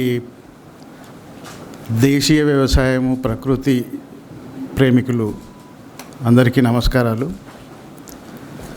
విత్తన మేళాలో పశు వైద్యులు కొంచెం మాటగా ఉన్నాను. యాక్చువల్గా నాకు దేశీయ విత్తనాలంటే దేశీయ కూరగాయలైనా కూడా చాలా ఇష్టం. అందుకని ఈ సమావేశానికి రావడం జరిగింది. అయితే వ్యవసాయము అనగానే పాడి పంట, వ్యవసాయంలో గింజలే కాకుండా ఆవులు, వాటి అవసరము, వాటి ప్రాధాన్యత కూడా ఉంటుంది. కాబట్టి ఆ దేశవాళీ ఆవుల గురించి కానివ్వండి, ఆవులకు సంబంధించిన పరిజ్ఞానం కానివ్వండి, లేదా ఇంకేదైనా సలహాలు, సూచనలు కావాలనుకుంటే మేము తప్పకుండా అందరికీ సహకారం అందిస్తామని విన్నవిస్తూ సెలవు తీసుకుంటున్నాం. మీరు ఎక్స్టెండ్ చేసిన హెల్పింగ్ హ్యాండ్ని డెఫినెట్గా మేము స్వీకరిస్తాం. మేము తదుపరి కార్యక్రమాల్లో మీతో, మీ విశ్వవిద్యాలయం నిపుణులతోటి వ్యవసాయానికి అనుబంధంగా ఉన్న రంగాల్లో రైతును ఏ విధంగా బలోపేతం చేయవచ్చో ఖచ్చితంగా CGR మీతోటి సమావేశాలు ఏర్పాటు చేసి ఆ జ్ఞానాన్ని పరివ్యాప్తం చేయడానికి ప్రయత్నం చేస్తుంది. మేము స్వీయ అనుభవాలనే ఎక్కువ స్వీకరించి రైతులకు అందజేయడానికి ప్రయత్నం చేస్తున్నాం. ఎందుకంటే అన్నిసార్లు ఎక్స్పర్టైజ్ ల్యాబొరేటరీ నుంచే కాకుండా ఫీల్డ్ని, ల్యాబొరేటరీని అనుసంధానం చేసే ప్రక్రియలో భాగంగా మేము ఆహ్వానించిందే తడుగా వచ్చిన పెద్దలు పద్మశ్రీ అవార్డు గ్రహీత చింతల వెంకటేశ్వర రెడ్డి అని కూడా మాట్లాడాల్సిందిగా నేను కోరుతున్నాను. వేదికను అలంకరించిన శాసన మండలి గౌరవనీయులు గుత్తా సికేందర్ రెడ్డి గారు మరియు ఇతర పెద్దలందరికీ, మరియు ముందర ఉన్న రైతు సోదరీమణులందరికీ, ముఖ్యంగా ఈ విత్తన పండుగ అనేది సాంప్రదాయాన్ని నిలబెట్టుడే. అంటే మనం ఎప్పటి నుంచో నేను చిన్నప్పటి నుంచి చూస్తున్న ఈ విత్తనాలు సేకరించి అంటే బదులు ఇచ్చుకుందరు. అప్పుడు ఒకరి దగ్గర బండినే వాళ్ళు అప్పుడు. కానీ ఈ మధ్య నేను కూడా ట్రై చేశాను, మన విత్తనాలే ఎందుకు రావు అని ఆర్గానిక్ సేంద్రియ వ్యవసాయంలో. కాకపోతే 2-3 విధాలుగా ట్రై చేశాను. మన దగ్గర పండిన ఏవో మంచి విత్తనాలు అని అనుకున్నా కానీ ఆ మంచి దాంట్లో కూడా ఒక గొలుసుకు కొన్ని చిన్న పెద్దవి వస్తున్నాయి. ఒక మొక్కజొన్న కంకి ఉందనుకోండి, కొన్ని చిన్నగా ఉంటాయి, ఇత్తులు పెద్దగా ఉంటాయి. అన్ని సైజు విత్తనాలు ఒక్కటి ఉన్నదే సేకరించి దాంట్లో జల్లెడబట్టి అన్నీ ఒక్క సైజు ఉన్నది వేస్తే ఇంకా పంట బాగా వస్తుంది. ఇది కొంచెం గమనించండి. మీరు విత్తనాలు సేకరిస్తుర్రు, అన్నీ చేస్తారు, కానీ దాని గ్రేడింగ్, అది జల్లెడబట్టుడు, చిన్న చిన్నవి తీసేసి ఒక్క తిరుగున్నవి అందులో సేకరిస్తే ఆ పంట అలాగ వస్తుంది. అంటే మంచిగా ఉన్న విత్తనాలు చాలా బాగా వస్తుంది. ఈ చిన్నవి అన్నీ పెద్దవి కలిసేసరికి ఏమవుతుందంటే కొంచెం, ఇప్పుడు సీడ్ కంపెనీలు అంతా అదే చేస్తారు కదా, మిషన్ల గ్రేడింగ్ చేసి అన్నీ చేస్తారు. మనమేమో అది ఒక్కటే చేయలేము. ఏంటంటే యాజ్ ఇట్ ఈజ్ మనం ప్రొక్యూర్ చేసుకొని ఎవరు రైతు దగ్గర పండింది అట్లనే ఇస్తున్నాం. కానీ దాన్ని కొంచెం దాంట్లో శ్రమ అంటే మాన్యువల్గా కానీ మిషన్తో కానీ చేయవచ్చు. ఒకటే గ్రేడ్ విత్తనాలను మనమే సేకరించుకుంటే ఇంకా ఈల్డ్ బాగా వస్తుంది. అట్లా నేను ట్రై చేస్తే గోధుమలల్లో మంచిగా వచ్చింది. ఏదైతే విత్తనాలు ఒక్క తిరిగి తీసి చల్లింది అది బాగా వచ్చింది. అంతకుముందు మామూలుగా నా దగ్గర ఉన్న విత్తనాలు మళ్ళీ రిపీటెడ్గా చేస్తే కొన్ని చిన్నగా పెద్ద సైజులు అంతా ఇది అయిపోయింది. దాని తర్వాత ఎప్పుడైతే గ్రేడింగ్ చేసి చల్లినో అప్పుడు చాలా బాగా వచ్చినాయి ఆ పంట, గోధుమ పంట. సో ఇవన్నీ కొంచెం మెలకువలు అంటే చూసుకుంటే బాగుంటుంది. అట్లనే సేంద్రియ వ్యవసాయానికి ఈ మధ్యనే ఇప్పుడు అంటే నాది అయితే CVR సాయిల్ టెక్నిక్ అని మీకు అందరికీ పరిచయమే. మట్టితో కానీ మట్టి ఎరువు, మట్టి పురుగు మందు. ఈ మధ్యనే వరిలో నూకలు చల్లటము, ఆ కలుపు పోవటము, ఇదంతా మళ్ళీ యూరియా లేకున్నా కానీ ఆ నూకలు చల్లినప్పుడు ఎకరాకు 1 క్వింటాల్ చల్లితే, నూకలైనా బియ్యమైనా ఏది చల్లినా యూరియా చల్లినట్టు చల్లితే ఆ నేల గుల్లబారటము, ఆ కలుపు పోవటము, ఇదంతా నాకు విచిత్రమైన, అంటే ఎప్పుడు కనివిని ఎరగంది ఎవ్వరు. మనం ఇన్ని జన్మలు ఇప్పుడు 1000 ఏళ్ళ నాటి నుంచి ఉన్నాం, కానీ నూకలు చల్లితే కలుపు పోతుందా, బియ్యం చల్లితే కలుపు పోతుందా అంటే ఇది అనుభవాలు ఎట్లా తీసుకొచ్చిందంటే దైవాధీనం. ఏదో అన్నీ ఒకదాని ఒకటి చేస్తుంటే ఒకదానికి సహకారం, ఒక్కొక్క ఇయర్ ఒక్కొక్క మెట్టెక్కినట్టు. కనుక ఇప్పటి నుంచి సేంద్రియంగా మనం చీడపీడలకు ఆ నూకలే పురుగు మందు అవుతుంది. అందులో ఏదైతే మనం గంజి అంటాం కదా, నూకలతోని బియ్యం ఉంచితే గంజి వస్తుంది కదా వండినాక, అట్లనే నూకలల్లో జిగట పదార్థం ఉంటుంది. ఆ పదార్థం వేరు ద్వారా పీడ్చుకున్నప్పుడు అది ఆ మట్టి అరగంది, మట్టిలో ఒండ్రు అడగది చీడపీడకు. ఈ నూకలలో కూడా ఈ బియ్యంలో కూడా జిగట అనేది పదార్థం ఏరు ద్వారా పీడ్చుకుంటుంది కనుక వరి అది అప్పుడు చీడపీడలు దానికి ఆశించాయి, అది పెస్ట్ రెపలెంట్ అయిపోతుంది. అది రానే రాదు, దానికి తినడానికి యోగ్యం కాకపోతే అది దాని దగ్గరికే రాదు, దాని తల్లే వచ్చి గుడ్డు పెట్టదు. కనుక చీడపీడలకు, ఇటు పురుగు మందులకు, ఇటు పెస్టిసైడు, ఫంగిసైడు, మళ్ళీ మనకి ఇన్ని రోజులు బాధ పెట్టింది. నాకు ఈ సమస్యనే బాధ ఉండే. ఈ కలుపు ఎట్లా చేస్తాము, ఒక్కసారి తీస్తే 2 సార్లు తీసినా 3 సార్లు తీసినా వస్తుంది వరిలా. ఇది వీడర్స్ దింపినా వీడర్ దింపనీకి అది మెషిన్ది కావాలంటారు. ఇవాళ రేపు ఆ దింపేటోళ్ళకు కూడా బలం సరిపోతలేదు, ఎందుకంటే ఈ కెమికల్ కూడా తిని, ఈ కెమికల్ అన్నం తిని వాళ్ళకు కూడా బలం సరిపోతుంది. లేబర్ కూడా పని చేయకుండా అయిపోయాడు, ఎందుకంటే దీంట్లో అంత స్టెమినా లేదు. ఆర్గానిక్ అన్నంలో ఉన్నంత స్టెమినా ఈ కెమికల్ ఫుడ్లో లేదు. కనుక ఇవన్నీ ఆలోచిస్తే ఈ కెమికల్ ఒకటి ఫర్టిలైజర్గా పనిచేస్తుంది, ఒకటి కలుపు మందుగా పనిచేస్తుంది, ఒకటి పురుగు మందు. ఇంకేం కావాలి, రైతుకు నాటి పెట్టుకొని నూకలు బియ్యం ఒకట లేదా 20 రోజుల తర్వాత మళ్ళీ ఒకసారి చల్లుకుంటే అది పంట పూర్తయ్యే లోపల బ్రహ్మాండంగా వస్తుంది గ్రీన్. అంత డార్క్ నువ్వు యూరియా వేస్తే 10-12 రోజులే గ్రీన్ ఉంటుంది.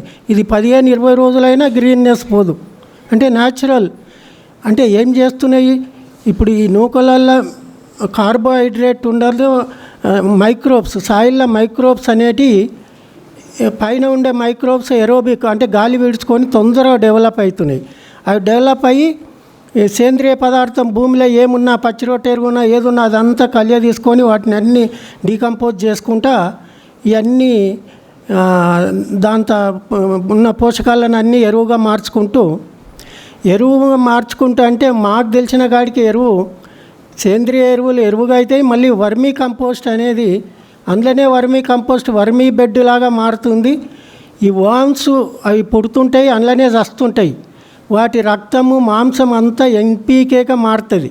ఇది సైంటిఫిక్ రీజన్. అది ఏది వామ్స్ చిన్న చిన్న బురదలైనా మెట్టకైనా వామ్స్ పుడితే వాటి లైఫ్ సైకిల్ అయిపోయినాక అందులోనే చచ్చిపోతాయి. ఆ చచ్చిపోయినప్పుడు వాటి మాంసము బ్లడ్ అంతా నత్రజని, భాస్వరము, పొటాషియం అన్నీ మారుతాయి. ఇది చాలామందికి రైతులకు తెలియదు, సైంటిస్టులకు తెలుసు అనుకో, కానీ ఇంకా మనం అడిగితేనే చెప్తారు వాళ్ళు. ఇది రైతు వారిగా ఏమవుతుంది, నేను నూకలు చల్లితే వామ్స్ ఎక్కువ వచ్చినాయి, నేను గడ్డి వేస్తే వామ్స్ ఎక్కువ వచ్చినాయి అనుకోండి. వామ్స్ కాదు, ఫస్ట్ మైక్రోబ్స్ వస్తాయి. మైక్రోబ్స్ తిననీకి వామ్స్ పుడతాయి. ఆ మైక్రోబ్స్ మన కంటికి కనిపించాయి, ఆ వామ్స్కే తెలుస్తుంది దాని ఆహారం ఏందని, ఇది వానపాములకు. కనుక ఇవన్నీ రైతులు అందరూ గుర్తుంచుకొని ఇవన్నీ ఆచరిస్తే సేంద్రియ వ్యవసాయము దీంట్లో ఎంతైనా ఫలితం ఉన్నది.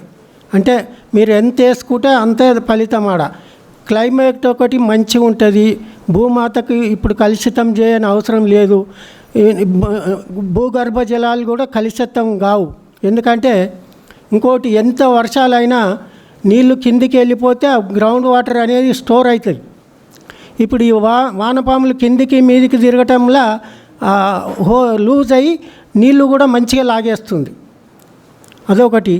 ఈ అన్నము వరి కోసిన తర్వాత ఆ మట్టి వాసన చూస్తే నేను ఎప్పుడు ఈ 75 సంవత్సరాల ఏజ్లో ఎప్పుడు బురద మట్టిలో కమ్మటి వాసన చూడలే. కానీ ఇప్పుడు ఈసారి ఈ నూకలు చల్లిన తర్వాత బురద మట్టి చూస్తే కమ్మటి వాసన వస్తుంది.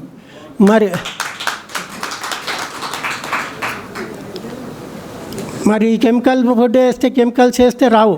మరి అన్నంలో కూడా టెస్ట్ చేపిస్తే అందులో vitamin D, vitamin A, vitamin C, ఇంకా ఇది B12 ఉండదు. B12 అన్ని మాంసము, గుడ్లు, చేపలలోనే ఉంటుంది. ఈ వరిలో ఆ సోయాబీన్ గింజలు వేసినందుకు ఆ సోయాబీన్ మిల్క్ ఉంటుంది కదా, పాలు ఉంటాయి కదా, ఆ పాలతో B12 వచ్చింది. సోయాబీన్ పాలతో అంటే B12 ఒక మనిషికి రోజు 2 MCGలు. అయితే దీంట్లో 0.58 వచ్చింది. అంటే 200 గ్రాములు తింటే ఒక మనిషికి సరిపోను, ఒక రోజుకు సరిపోను B12 ఇంట్లోనే వచ్చింది వరిలా. కనుక ఇది పోషకాలతో కూడిన ఆహారాన్ని మనము దేశ విదేశాలకు ఎక్కడైనా సప్లై చేయొచ్చు. మన సూపర్ మార్కెట్లనే మీరు అందరు సంఘటితమై అట్లా వండించి మన సూపర్ మార్కెట్లనే లేబుల్ వేసి ఇన్ని పోషకాలు ఈ పేటెంట్ మనకే ఉంది. ప్రపంచంలో పేటెంట్ మేధో హక్కులు విటమిన్లకు నేనే తీసుకున్నాను. ఇది గత 2020లో పేటెంట్ హక్కులు మనకే ఉన్నాయి. కనుక ప్రభుత్వం కనుక సహకరిస్తే, లేదా యూనివర్సిటీలే కానీ లేదా ప్రైవేట్ ఎవరైనా, ప్రభుత్వం రాకపోతే ఇక ప్రైవేటు గత్యంతరం లేదు. వాళ్ళైతే రెడీగా ఉన్నారు. ఎప్పటి నుంచో నన్ను పెద్ద పెద్ద కంపెనీలు వచ్చి అడిగినారు. కానీ నేనే ఈ కలుపుది అవగాహన లేక, కలుపుది నాకు ఇన్ని రోజులు ఎట్లా పండిస్తారు, ఎవరికైనా చెప్తే కలుపు ఎట్లా తీస్తారు, ఈ పురుగుల మందులు అంటే ఇంట్లో అంతా మేనేజ్ మనం చేసే దాంట్లో ఉన్నది న్యాచురల్ పద్ధతిలో. కానీ కలుపుది లేకుండే ఇది ఫస్ట్ టైం దైవానుగ్రహంతో కలుపు మందు ఒకటి మనకు దేవుడిచ్చిన వరమైంది. దీన్ని ఆచరించి అందరూ ఇట్లా పండించి ఈ మన వడ్లనే, మన విత్తనాలనే మనం సేకరించుకొని మనమే అందులో విటమిన్లు జోడించి ప్రజలకు తినిపిస్తే మన 2 తెలుగు రాష్ట్రాల నుంచే ఈ శ్రేయస్సు తగ్గుతుంది అందరికీ. ఎందుకంటే తెలుగు వాళ్ళే అనుకున్నారు కనుక ఇదంతా మనకే దక్కుతుంది.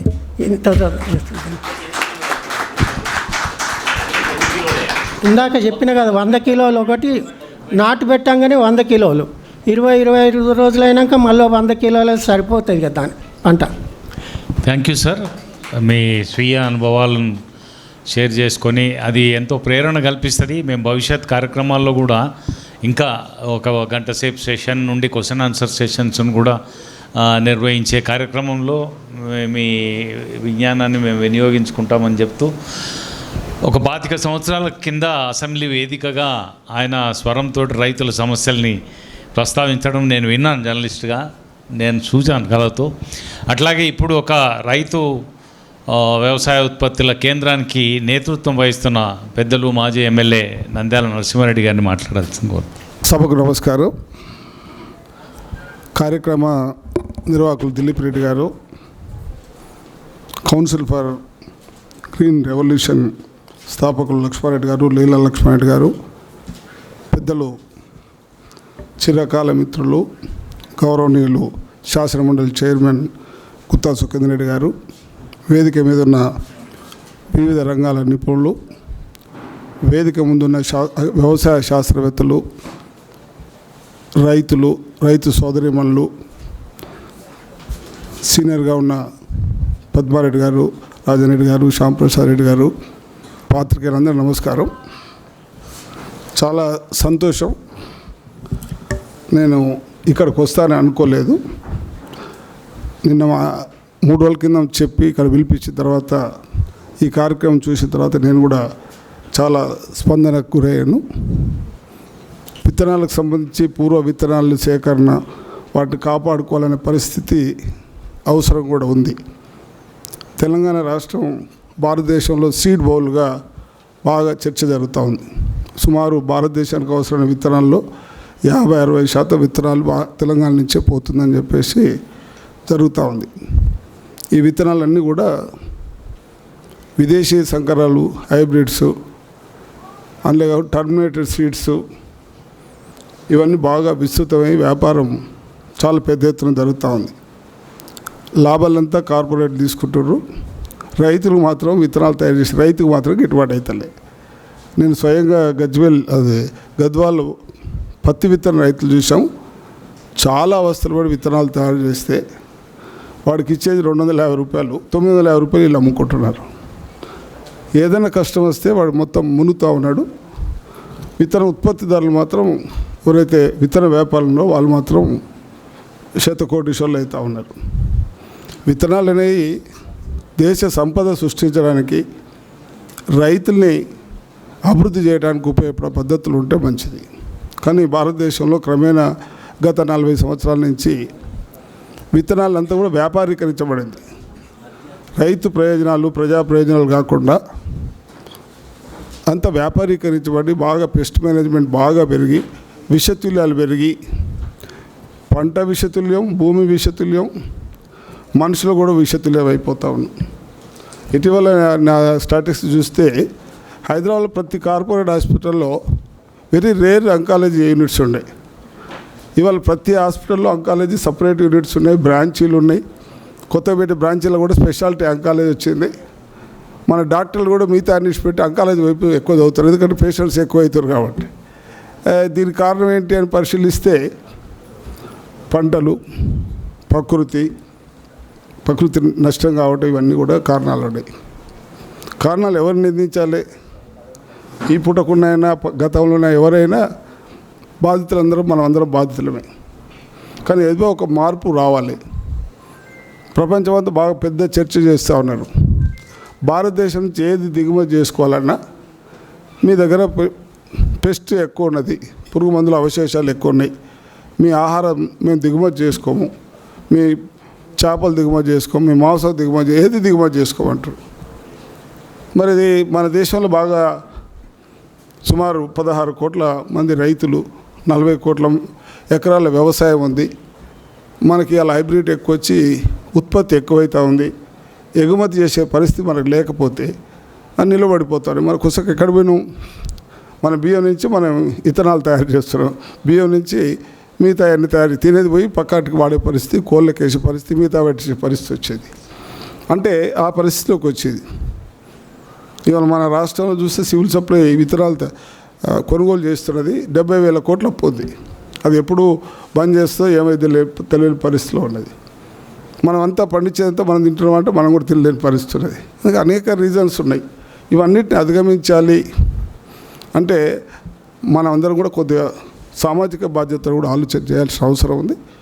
విత్తనాన్ని, పాత విత్తనాల్ని ఉపయోగించే పద్ధతులు తీసుకోవాలి. దాంట్లో ఇంకా అవసరమైన శాస్త్రాన్ని జోడించాలి, టర్మినేషన్ డే కూడా చూడాలి, పెస్ట్ మేనేజ్మెంట్ కంట్రోల్ అయ్యేటట్టు చూడాలి. అటువంటి దిగుబడి కూడా పెరుగుతుంది. దిగుబడి పెరగడానికి 2-3 కారణాలు వేయాలి. బాగా విషతుల్యం, బాగా మందులు కొడతా ఉన్నాం. మేలు చేసే పురుగులు చచ్చిపోతున్నాయి, కీడు చేసే పురుగులు చచ్చిపోతున్నాయి. క్రమేణా మేలు చేసే ఎక్కువ చచ్చిపోయి కీడు చేసేటికే రెసిస్టెన్స్ పెరుగుతూ ఉంది. సో ఇది మనకు ఉన్నది. కానీ మనం చర్చ ఉన్నప్పటికీ దీంట్లో ఫలితాలు సాధించే వైపు ఉండాలి. కన్జ్యూమర్స్ పెరగాలి. ఇప్పుడు పంట పండిస్తే మనకి ఇక్కడ మనం అడుగుతూ ఉన్నాం, ఏమి ప్రకృతి వ్యవసాయం ద్వారా వచ్చే పంట తినేవాళ్ళు ఎవరు? 0.1% కూడా లేరు. మరి తినేవాళ్ళ సంఖ్య పెరిగితే పండించే వాళ్ళ సంఖ్య కూడా పెరుగుతుంది. పండినోడేమో ఊర్లో ఉంటాడు, తినేవాడు కూడా ఎన్నో బంజరాయల్స్లో, ఎన్నో కోకాపేటలో 5-10 మంది ఉంటే వాడు చేరేస్తానికి అయ్యే ఖర్చు ఎంత? ఖర్చు ఎక్కువ అవుతుంది. సో వినియోగం అనేది బాగా పెరిగితే ఆ ప్రకృతి వ్యవసాయం ద్వారా వచ్చే పంటను తినే వాళ్ళ సంఖ్య పెరిగితే ఎక్కువ వస్తాయి. నేను తుర్కపల్లిలో చూశాను. వాళ్ళు కూరలు అన్నీ ట్రైబల్స్ అంతా పండించారు. ధర చాలా తక్కువ ఉంది. వాడు ఎట్లా పండించి బతకగలుగుతాడు? దక్కన్ సొసైటీ వాళ్ళు చాలా కాలం నుంచి చేస్తున్నారు. కానీ వాళ్ళ ఆర్థిక పరిస్థితి మెరుగ్గాలి, సస్టైనబిలిటీ ఉంది. కానీ పక్క వాళ్ళ సౌకర్యాలు వాళ్ళ సౌకర్యాలు పోల్చినప్పుడు చాలా డిఫరెన్స్ ఉంది, ఎదుగుదల లేదు. మరి అది చేయనప్పుడు ఈ ప్రకృతి వ్యవసాయం కానీ లేకపోతే ఈ విత్తనాలు శాస్త్రీయ మన పాత విత్తనాలు కానీ ముందు తీసుకుపోవడానికి కొంత కష్టమైన ముచ్చట. ఇది ప్రభుత్వాలు ఆలోచన చేయాల్సిన అవసరం ఉంది. ఓ ప్రణాళికాబద్ధంగా పైనుంచి కింద దాకా, దేశీయ స్థాయి నుంచి కింది దాకా చేయాలి. చర్చ చేస్తున్నారు కేంద్రం, రాష్ట్రం. కానీ చర్చ చేస్తే రీచ్ ఎంత ఉంది? చాలా పరిమితంగా ఉంది. అందుకని చర్చ కంటే ఆచరణ ఏమిటి? మేము కూడా కొంత ఆలోచన చేస్తున్నాం. ప్రకృతి వ్యవసాయం ఏంటి? ముందు ఆర్గానిక్ వ్యవసాయం కావాలంటే మనకి ఇవాళ బయోచారు తయారు చేసుకోవడానికి అవకాశం ఉంది.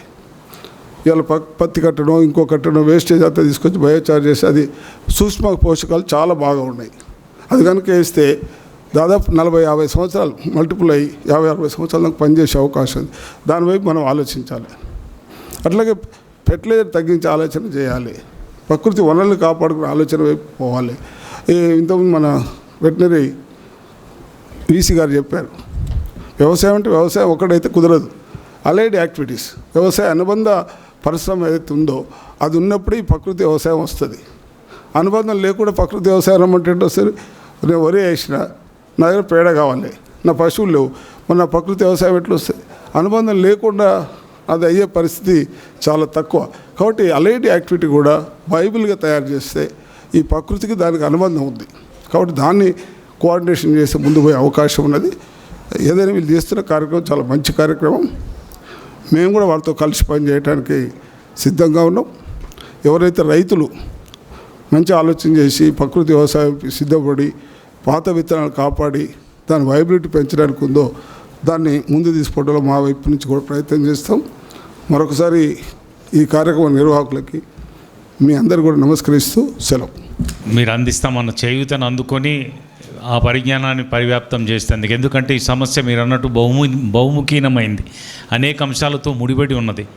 ఈ డిమాండ్ సప్లై ఇష్యూతో మొదలుకొని మార్కెట్ వరకు అనేక అంశాలతో ముడిపడి ఉన్నది కనుక తప్పనిసరిగా మేము ఆ దిశలో కౌన్సిల్ ఫర్ గ్రీన్ రెవల్యూషన్ మున్ముందు కార్యక్రమాలు చేపడుతుంది అని ధన్యవాదాలు చెప్తూ పెద్దలు జీవ వైవిధ్య జాతీయ ప్రాధికార సంస్థ మాజీ chairman, biodiversity authority former chairperson అయినటువంటి పెద్దలు అచలేందర్ రెడ్డి గారిని మాట్లాడాల్సిందిగా కోరుతున్నాం. సభకు నమస్కారం. ఈరోజు కార్యక్రమానికి విచ్చేసిన ముఖ్య అతిథి గౌరవనీయులు శ్రీ గుత్తా సుఖేందర్ రెడ్డి గారు, చైర్మన్ తెలంగాణ శాసన మండలి, dignitaries on the dais and off the dais, especially staff members of Earth Center Anmaspalli, young students, ladies and gentlemen, రైతులు సోదరి సోదరిమణులు. ఎట్ ద అవుట్సెట్ నేను చాలా I'm very thankful to council for green revolution and Bharat Beej Swaraj Manch for inviting me here. I take it as a great honor to be with all of you in this August audience. పెద్దలు చాలా వరకు సమస్యలు, సాంకేతిక విషయాలు, general విషయాలు, marketing విషయాలు, organic farmers face చేసే problems, ఏం చేస్తే బాగుంటుంది అనే విషయాలు చాలా క్లుప్తంగా చాలా మంచిగా చెప్పినారు. మీరందరూ కూడా గత 2 రోజులుగా విత్తనాల సంరక్షణ, విత్తనాలు ఎక్స్చేంజ్ చేసుకోవడము, విత్తన అభివృద్ధి ఎలా చేయాలనేది, దేశీయ విత్తనాల గురించి చాలా డిస్కషన్స్ ఆల్రెడీ జరిగి ఉంటాయి.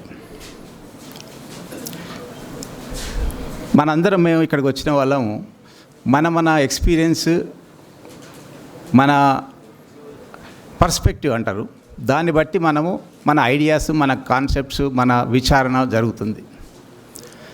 నేను ఒక సివిల్ సర్వెంట్గా, ఒక ఇండియన్ ఫారెస్ట్ సర్వీస్ ఆఫీసర్గా, తర్వాత చైర్మన్ నేషనల్ బయోడైవర్సిటీ జీవ వైవిధ్య సంస్థ చైర్మన్గా భారతదేశానికి, అదిగాక నేను ఇంటర్నేషనల్ లెవెల్లో కూడా చైర్మన్గా సబ్సిడరీ బాడీ అండ్ ఇంప్లిమెంటేషన్ అంటారు, కన్వెన్షన్ బయాలజికల్ డైవర్సిటీగా చైర్మన్గా కూడా ఎలెక్ట్ అయ్యాను.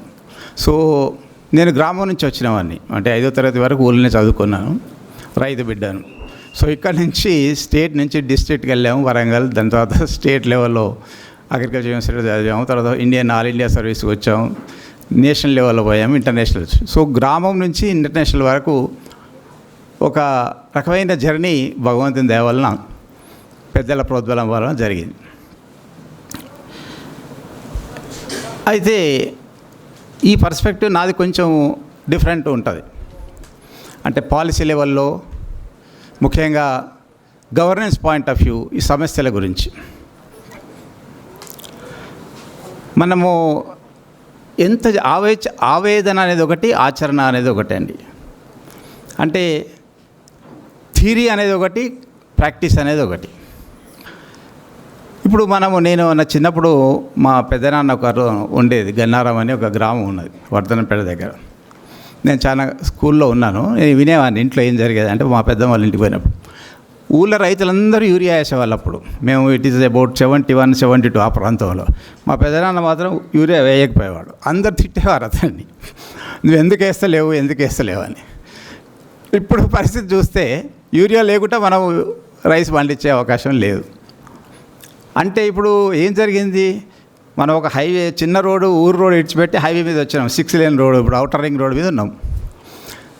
ఈ urea, fertiliser, GMO crops, hybrid crops, ఇదొక పెద్ద హైవే. సడన్గా యూటర్న్ తీసుకోమని ఆలోచిస్తున్నాం మనం. అంత ఈజీ కాదు. స్పీడ్ తక్కువ చేయాలి, స్పీడ్ బ్రేకర్లు పెట్టాలి, ఆలోచించాలి. యూటర్న్ తీసుకునే ముందు సైడ్ ఏమంటారు ఇండికేటర్ వేయాలి. ఎవడో ఒకటి తాగి వచ్చేస్తాడు, మనం మంచిగా పోయినా ఇంకోటి కొడతాడు. సో ఈ సమస్యలు చాలా వస్తాయి. అంటే నేను కొంచెం ఎగ్జాంపుల్ ఇలా చెప్పగలుగుతున్నాం. మల్టీనేషనల్ కంపెనీస్ మనందరికీ తెలుసు, సీడ్ కంపెనీస్ ఉన్నాయి, అవన్నీ చేస్తున్నాయి. సీడబుల్ కూడా ఇప్పుడు ఒకటి వచ్చింది. సో సమస్యలను ఎలా చూడాలంటే ఒక బర్డ్స్ ఐ వ్యూ, కాంప్రహెన్సివ్ వే, అంటే మీదికెళ్ళి చూడాలి మనం అన్ని విషయాలు చూసి ఇంక్రిమెంటల్ వేలో ప్రాబ్లమ్స్ సాల్వ్ చేయాలి. నేను ముఖ్యంగా సీడ్ డైవర్సిటీ అంటే ఏంటండి, జీవ వైవిధ్యం, బయోడైవర్సిటీ. సీడ్ అనేది ఒక లైఫ్కు అంకురం, స్టార్టింగ్ పాయింట్. సో ఈ పాయింట్ ఆఫ్ వ్యూలో మనం చూస్తే సరి అయిన పాలసీ విధానాలు, మార్కెటింగ్ విధానాలు మనం తీసుకురావాలి. ఇప్పుడు మనకు తెలుసు ఏముంది, సీడ్ డెవలప్మెంట్ కోసం సీడ్ డెవలప్మెంట్ కార్పొరేషన్ ఉంది, ప్రతి రాష్ట్రంలో ఉన్నది. నేషనల్ సీడ్ సర్టిఫికేషన్ ఏజెన్సీ ఉన్నది నేషనల్ లెవెల్లో. మరి మనము ఇంత దేశీ విత్తనాలు చేయాలంటే దానికి కూడా ఒక సంస్థ కావాలి కదా. సో ఈ విధంగా మనము పాలసీ విషయాలు స్లోగా తీసుకొస్తే మనకు అనుకున్న గోల్ అచీవ్ చేయగలుగుతాం. ఇంకో విషయం మీకు నేను చెప్పదలుచుకునేది అంటే ఇంటర్నేషనల్ లెవెల్లో కూడా కున్మింగ్ మోంట్రియాల్ గ్లోబల్ బయోడైవర్సిటీ ఫ్రేమ్వర్క్ అని డిసెంబర్ 2022లో జరిగింది. దాంట్లో ఏం జరిగింది, మన ఇండియా కూడా 196 పార్టీస్ కన్వెన్షనల్ బయాలజికల్ డైవర్సిటీలో మనం కూడా ఒక మెంబర్. మనం కూడా అడాప్ట్ చేసాం. నేను కూడా డెలిగేషన్లో ఉన్నాను. మన భూపేంద్ర యాదవ్ గారు మినిస్టర్ గారు డెలిగేషన్ హెడ్, మేము కొంతమంది సీనియర్ ఆఫీసర్స్ 7-8 మంది వెళ్ళాం. అందులో కొన్ని టార్గెట్స్ ఉన్నాయి. లక్లీ ఆ టార్గెట్స్ ఏంటంటే దేశీయ విత్తనాలు ప్రమోట్ చేయాలి, ఫర్టిలైజర్స్ను ఇనార్గానిక్ ఫర్టిలైజర్స్ తక్కువ చేయాలి అనే అటువంటి టార్గెట్స్ ఇంటర్నేషనల్ లెవెల్లో కూడా వచ్చాయి. కానీ ఆచరణకు వచ్చినప్పుడు ఎక్కడ ఉన్నావా అనేదే ప్రశ్న.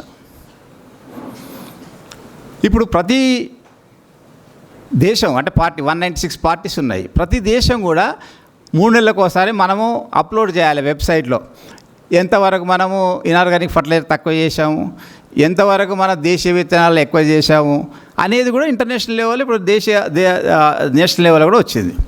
మీకు 2 ఎగ్జాంపుల్స్ చెప్తాను.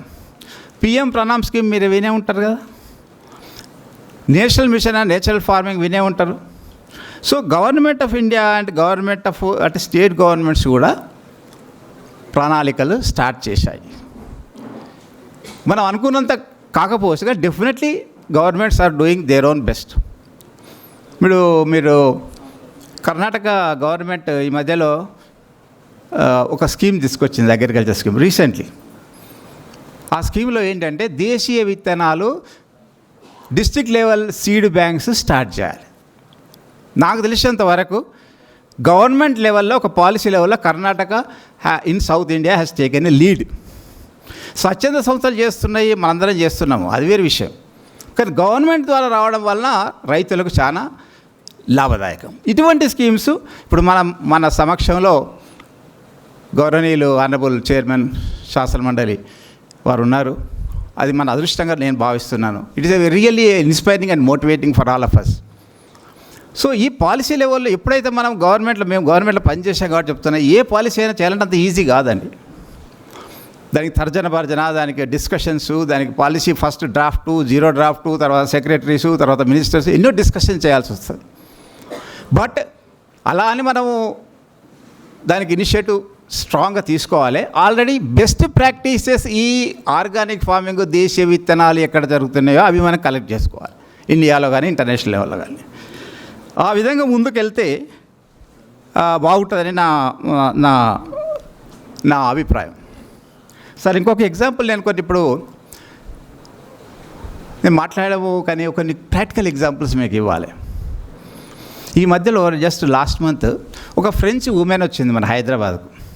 ఆమె పేరు మౌడ్ లెవియర్. మన దగ్గర రామనాథం రమేష్ గారు అని ఒక పర్సన్ ఉన్నారు మన హైదరాబాద్లో. ఆయనే కాటన్ వెరైటీస్ పాత మన 100 సంవత్సరాల నుంచి ఉన్నాయి అన్నీ సేకరించి ఆయనే ఈ కాటన్ బట్టను అంటే వీవింగ్ చేస్తారు. ఆమె ఫ్రాన్స్ నుంచి నన్ను తెలుసుకొని హైదరాబాద్ వచ్చి ఆయనతో డెక్కన్ క్రానికల్ వచ్చింది ఆ ఆర్టికల్. ఒకప్పుడు మనము కాటన్ మన దుస్తులలో అన్ని రంగుల కాటన్స్ ఉండేవి.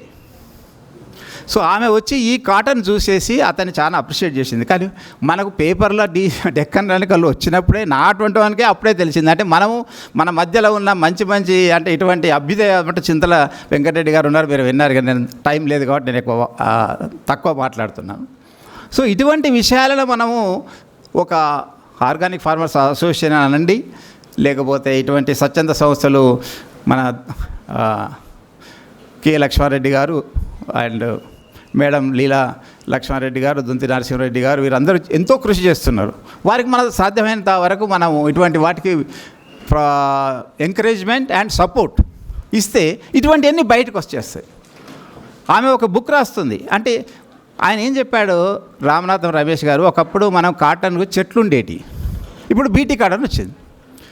బీటీ కాటన్ వచ్చినాక ఏమైపోతుంది, బీటీ కాటన్లో ఎక్కువ లాభాలు వస్తాయి, ఎక్కువ వీళ్ళు వస్తుంది కాబట్టి దేశీయ కాటన్ అన్నీ ఎక్స్టింక్ట్ అయిపోతాయి. తర్వాత నీకు కావాలంటే దొరకదు, అంటే ఒక జీవిని అంతరించిపోతుంది. సో అంటే నేను చెప్పదలుచుకున్నది ఏంటంటే ఇటువంటి చింతల వెంకటరెడ్డి అటువంటి పర్సన్స్ కానీ, రామనాథం రమేష్ అటువంటి పర్సన్స్ కానీ, ఇంకా చాలామంది ఉన్నారు ఇక్కడ, మీ దాంట్లో కూడా చాలామంది ఉన్నారు. వీరందరూ చేసే కృషిని ఒక ఛానలైజ్ చేసి గవర్నమెంట్ మీద దగ్గర ప్రజెంట్ చేస్తే దాన్ని పాలసీ ఫ్రేమ్ చేయడానికి అవకాశం ఉంటుంది. నేను ఇంకొక చిన్న ఎగ్జాంపుల్ ఇవ్వదలుచుకున్నాను, ఒక 2 నిమిషాలు ఎక్కువ తీసుకుంటున్నాను. సీడ్ బిల్లో సీడ్ అంటే డిఫైన్ చేయబడ్డది, అంటే లీగల్గా డిఫైన్, సీడ్ అంటే ఏంటిదని లీగల్గా డిఫైన్ చేయబడ్డది. సీడ్ అంటే సీడ్ గింజే కాదు, సీడ్ ప్రొపగ్యూలు, రైజోము, రూటు అన్నీ వస్తాయి అందులో. మీకు ఒక ఎగ్జాంపుల్ చెప్తుంటా, రైతులు ఎట్లా నష్టపోయారనేది ఒక విషయం చెప్తాను. అంటే మనము సైన్స్ అనేది కొంత అర్థం చేసుకోవాలి. అంటే దేశీయ విత్తనాలే కాదు, దేశీయ విత్తనాలు కూడా సైన్స్ ఉంది, ప్రొపగ్యూల్స్లో సైన్స్ ఉంది, సీడ్లో సైన్స్ ఉంది. మహారాష్ట్రలో బ్యాంబూని బాగా ప్రమోట్ చేశారు. బ్యాంబూ మీకు తెలుసా, టిష్యూ కల్చర్లో ఒక కంపెనీ దగ్గర నుంచి తీసుకొచ్చి మహారాష్ట్రలో రైతులు 100 ఎకరాలు పెట్టారు. కానీ 3 ఏళ్ళకి ఫ్లవరింగ్ వచ్చింది, చచ్చిపోయింది. అందరూ దిగ్భ్రాంతి చెందారు. రైతులు ఎవరికి తెలియదు ఏంటంటే బ్యాంబూ అనేది రైస్ లాగా ఒకసారి గింజ వచ్చిందంటే సరిపోతుంది. మదర్ ప్లాంట్ 40 ఏళ్ళు వచ్చినాక సీడ్ అవుతుంది.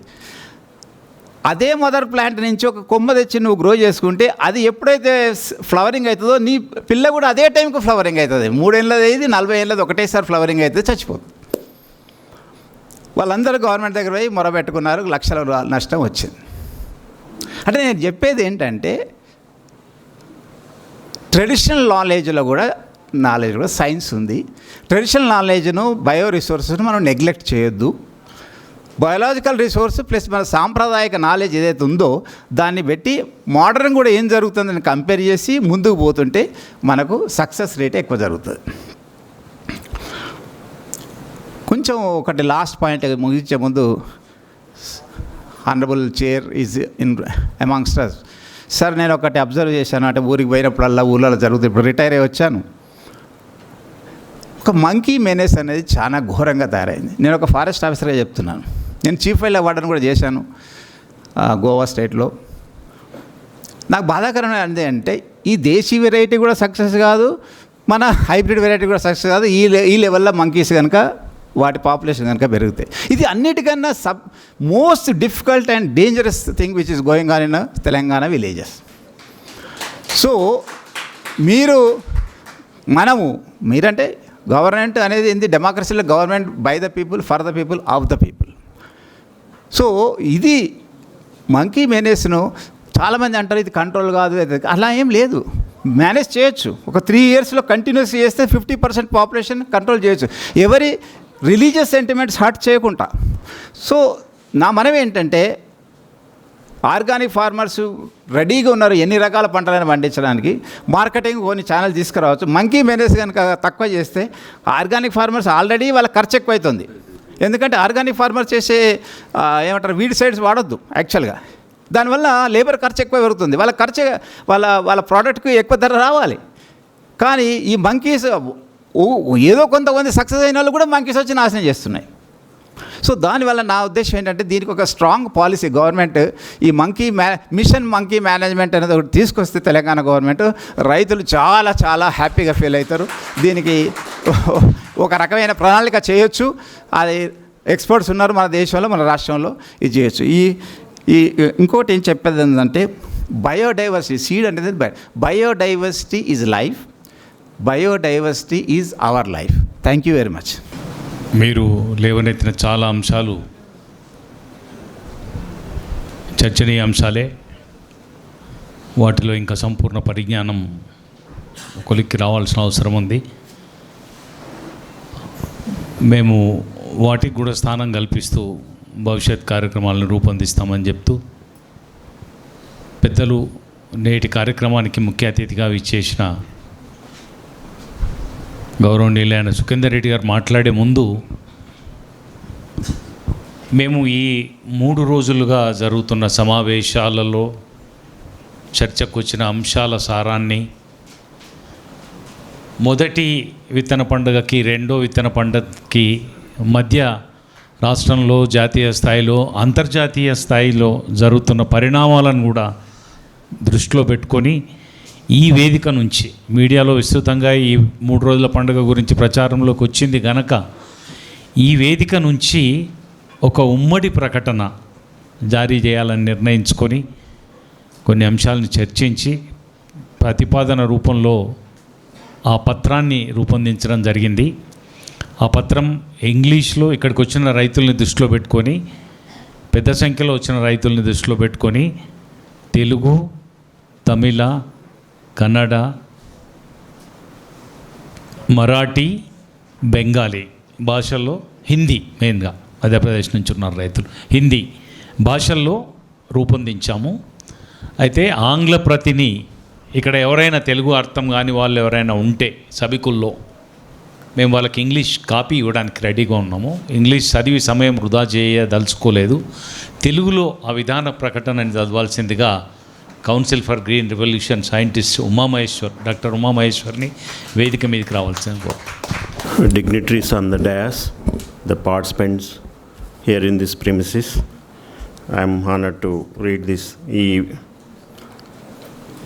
డిక్లరేషన్ని చదవడం మంచి అవకాశంగా భావిస్తూ 6, 7, 8 ఫిబ్రవరి 2026 ద ఎర్త్ సెంటర్ ఈ ప్రిమిసిస్లో జరిగిన తెలంగాణ ద్వితీయ వార్షిక విత్తన పండుగలో మేము సంకలనం చేసిన, మేము ఆలోచించి అందరి కన్సల్టేషన్స్తో చేసిన ఒక డిక్లరేషన్ని తెలుగులో నేను చదవబోతున్నాను.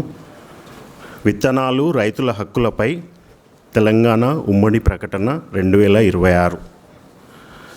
తెలంగాణ 2వ వార్షిక విత్తన పండుగ సందర్భంగా సమావేశమైన రైతులు, విత్తన సంరక్షకులు, స్థానిక సామాజిక సంస్థలు, మహిళలు, నిపుణులు, విద్యావేత్తలు, విధాన నిర్ణేతలు ఇలా మేమంతా విత్తనాలు జీవితానికి, ఆహార భద్రతకు, ఆరోగ్య సంరక్షణకు, సాంస్కృతిక గుర్తింపుకు పునాది అని భావిస్తూ ఇందు మూలంగా ప్రకటిస్తున్నాం. ప్రాథమిక ధృవీకరణలు.